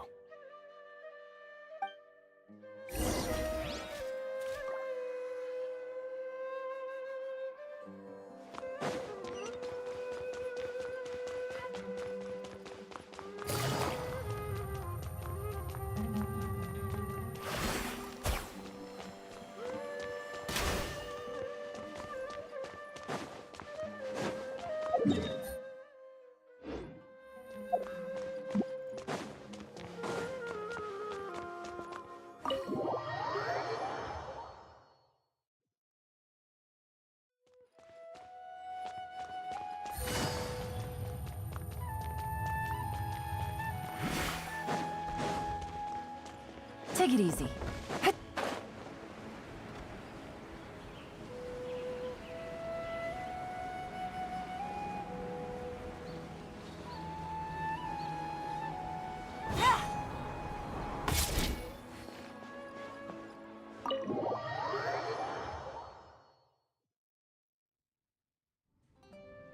And then the Traveler just pounced on their opponent and knocked him right out cold. Then there was Tainari. He put up an amazing fight too. We ended up winning all 3 bouts. Whoa. Part of me wishes I'd been there to see it, but I'd have been biting my nails off worrying about you guys. A truly edifying account of the events. Bereft of detail, but it has livened up the room all the same. Hey, Paimon included all the juicy details. The Traveler just pounced and then waved their sword like this, then spun around and blocked. Despite winning 3 bouts in a row, you still ceded the position of leader to him. That's very dignified of you, Sino. Of course. Being dignified comes with being a true champion. I got to be a champion too for once. I've not sparred much with desert folk before. It was a pretty unique experience.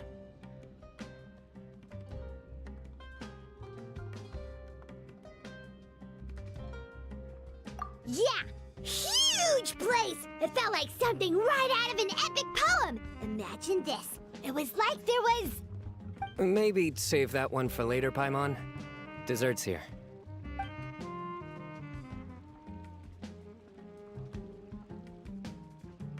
I think that'll do me for today. Shall we stop off at the House of Dana again before heading home? We should probably finish putting all those books back. My thoughts exactly. See you around. I should get going as well. See you all later. Make sure you get some good rest tonight. I need to go say thanks to the Core 30 for their help. Also, Sir Nephis says he wanted to introduce me to some of the Academia's work processes. So, I gotta dash too. Kale's come a long way. She's much more confident at dealing with other people these days. Everyone's a work in progress. You never stop learning. Yeah, true.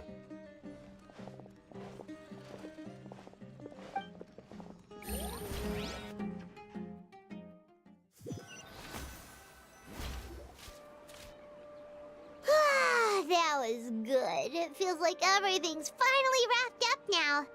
Life is all about these moments when you can finally relax and hang out with good friends after a job well done. And also, those desserts Sino got, they were really good.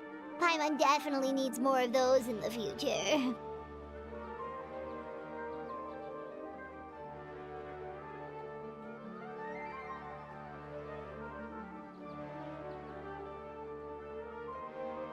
Do you three have anything planned for the rest of the day?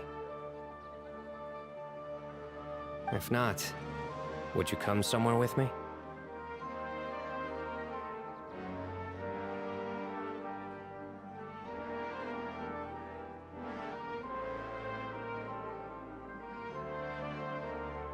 That's a secret for now. Wouldn't want to spoil the surprise. Okay, I think I can guess what you're talking about. It'll definitely be a nice surprise. Well, now Paimon's curious! Come on, let's go!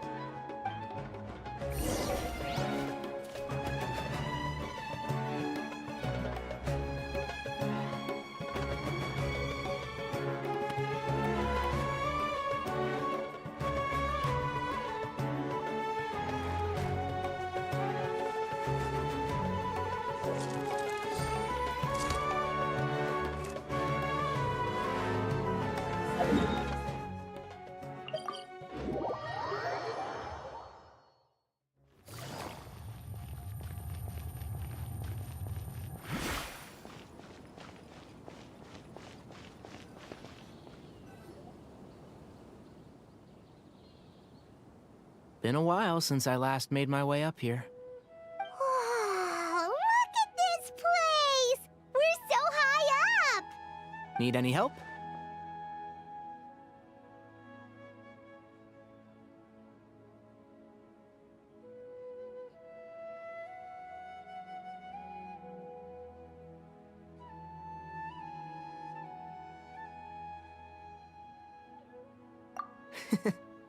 As you wish. It's a nice spot, isn't it? What a great view! We're so high up, we can see for miles! Traveler.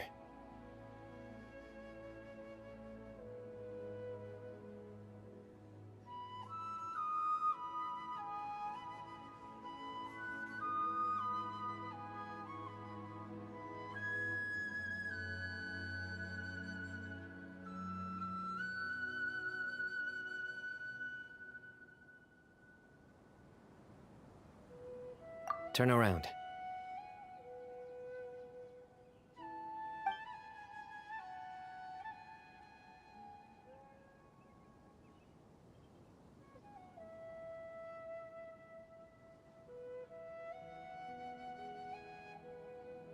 This is my secret base.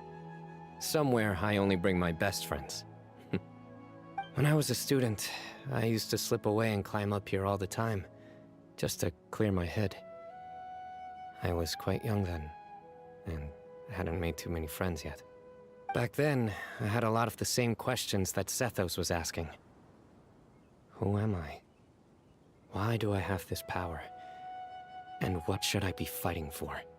Our gifts help us to find our rightful place in the world. That was my experience. And I'm sure Zethos will figure things out in his own time, too.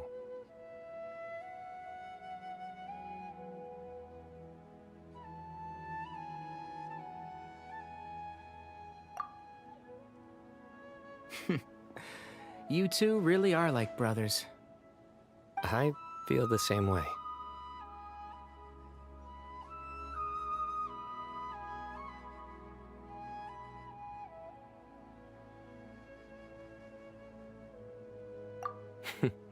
Of course. I see no need to be humble when it comes to the facts. I still remember one time when we came up here to chat and do our homework. Sino accidentally dropped a fruit. Luckily, he has fast reflexes, so he caught it just in time. That was the one and only time. Nothing will ever slip through my fingers again. Those were good times. I kinda miss the student life. You know, Paimon really shouldn't be able to imagine Sino doing something like that, but for some strange reason, the mental image is coming through clear as day. Then make it stop. There's somebody there. It's Professor Cyrus. You guys carry on without me. I'll be right back. Okay. Huh? Hey, you're not supposed to jump down! Be careful!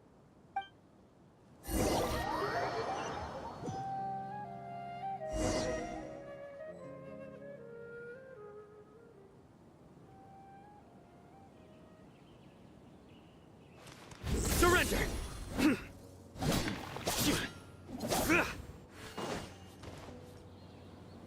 Oh my days.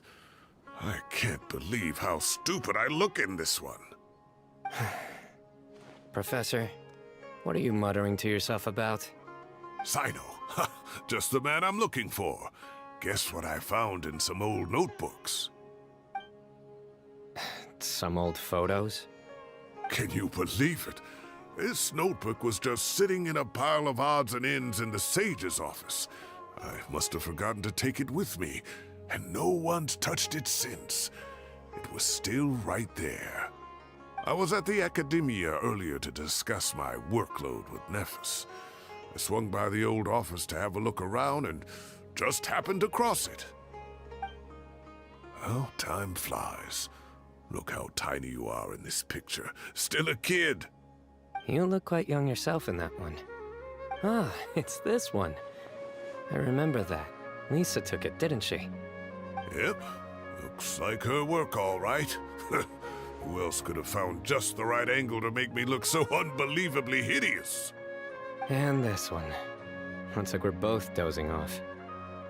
Oh, cheeky girl. Taking secret photos of us without our knowledge. Is there something you'd like to say to me, Professor? Like what? Like, these are good photos, aren't they? Hey, at moments like this, I hardly know where to begin. I can't pretend I'm a good person. Bamoon had every reason to despise me. And well, so do you if you feel the same way. Don't be ridiculous, you old codger. Is that not what you wanted me to say? Oh, I've dreamt of that place many times after leaving the desert.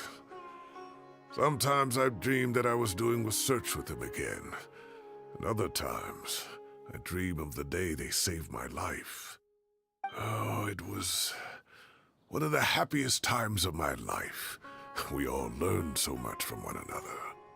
You've matured so much over the years, Sino.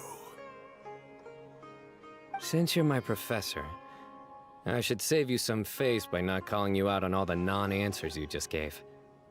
So, I will do the right thing and keep my mouth shut. Good thinking. Take your own advice next time. Seriously, why bully an old man like me? I thought heroes were supposed to be gracious. Hey, wait, how did I not notice this one earlier? Lisa strikes again. Just how many did she take? Look how cute you were when you were little. I remember how well-mannered you were back then, too. Yeah, and look how serious and professional you used to be. Oh, I can't compete with you anymore.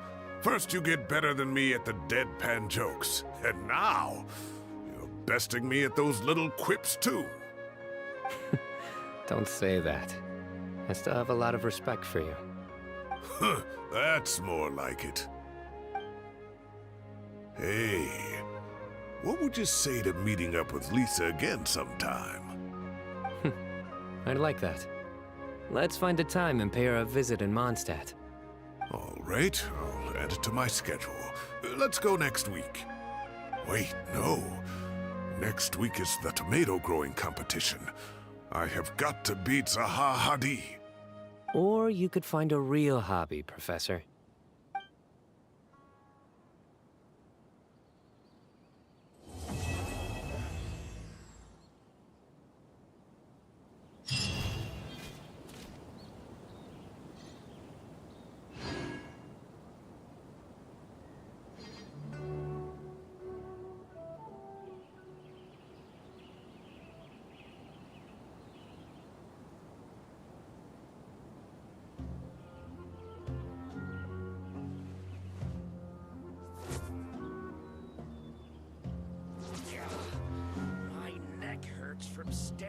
stars all the time.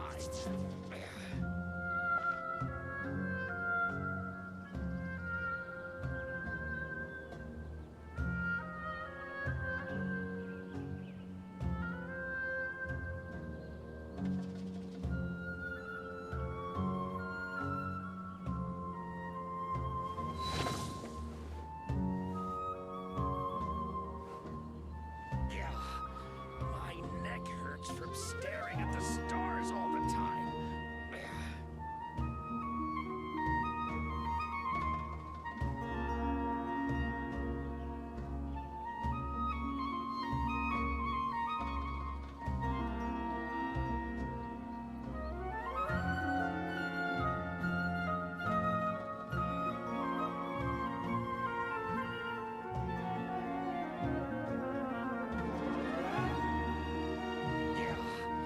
My neck hurts from staring at the stars all the time.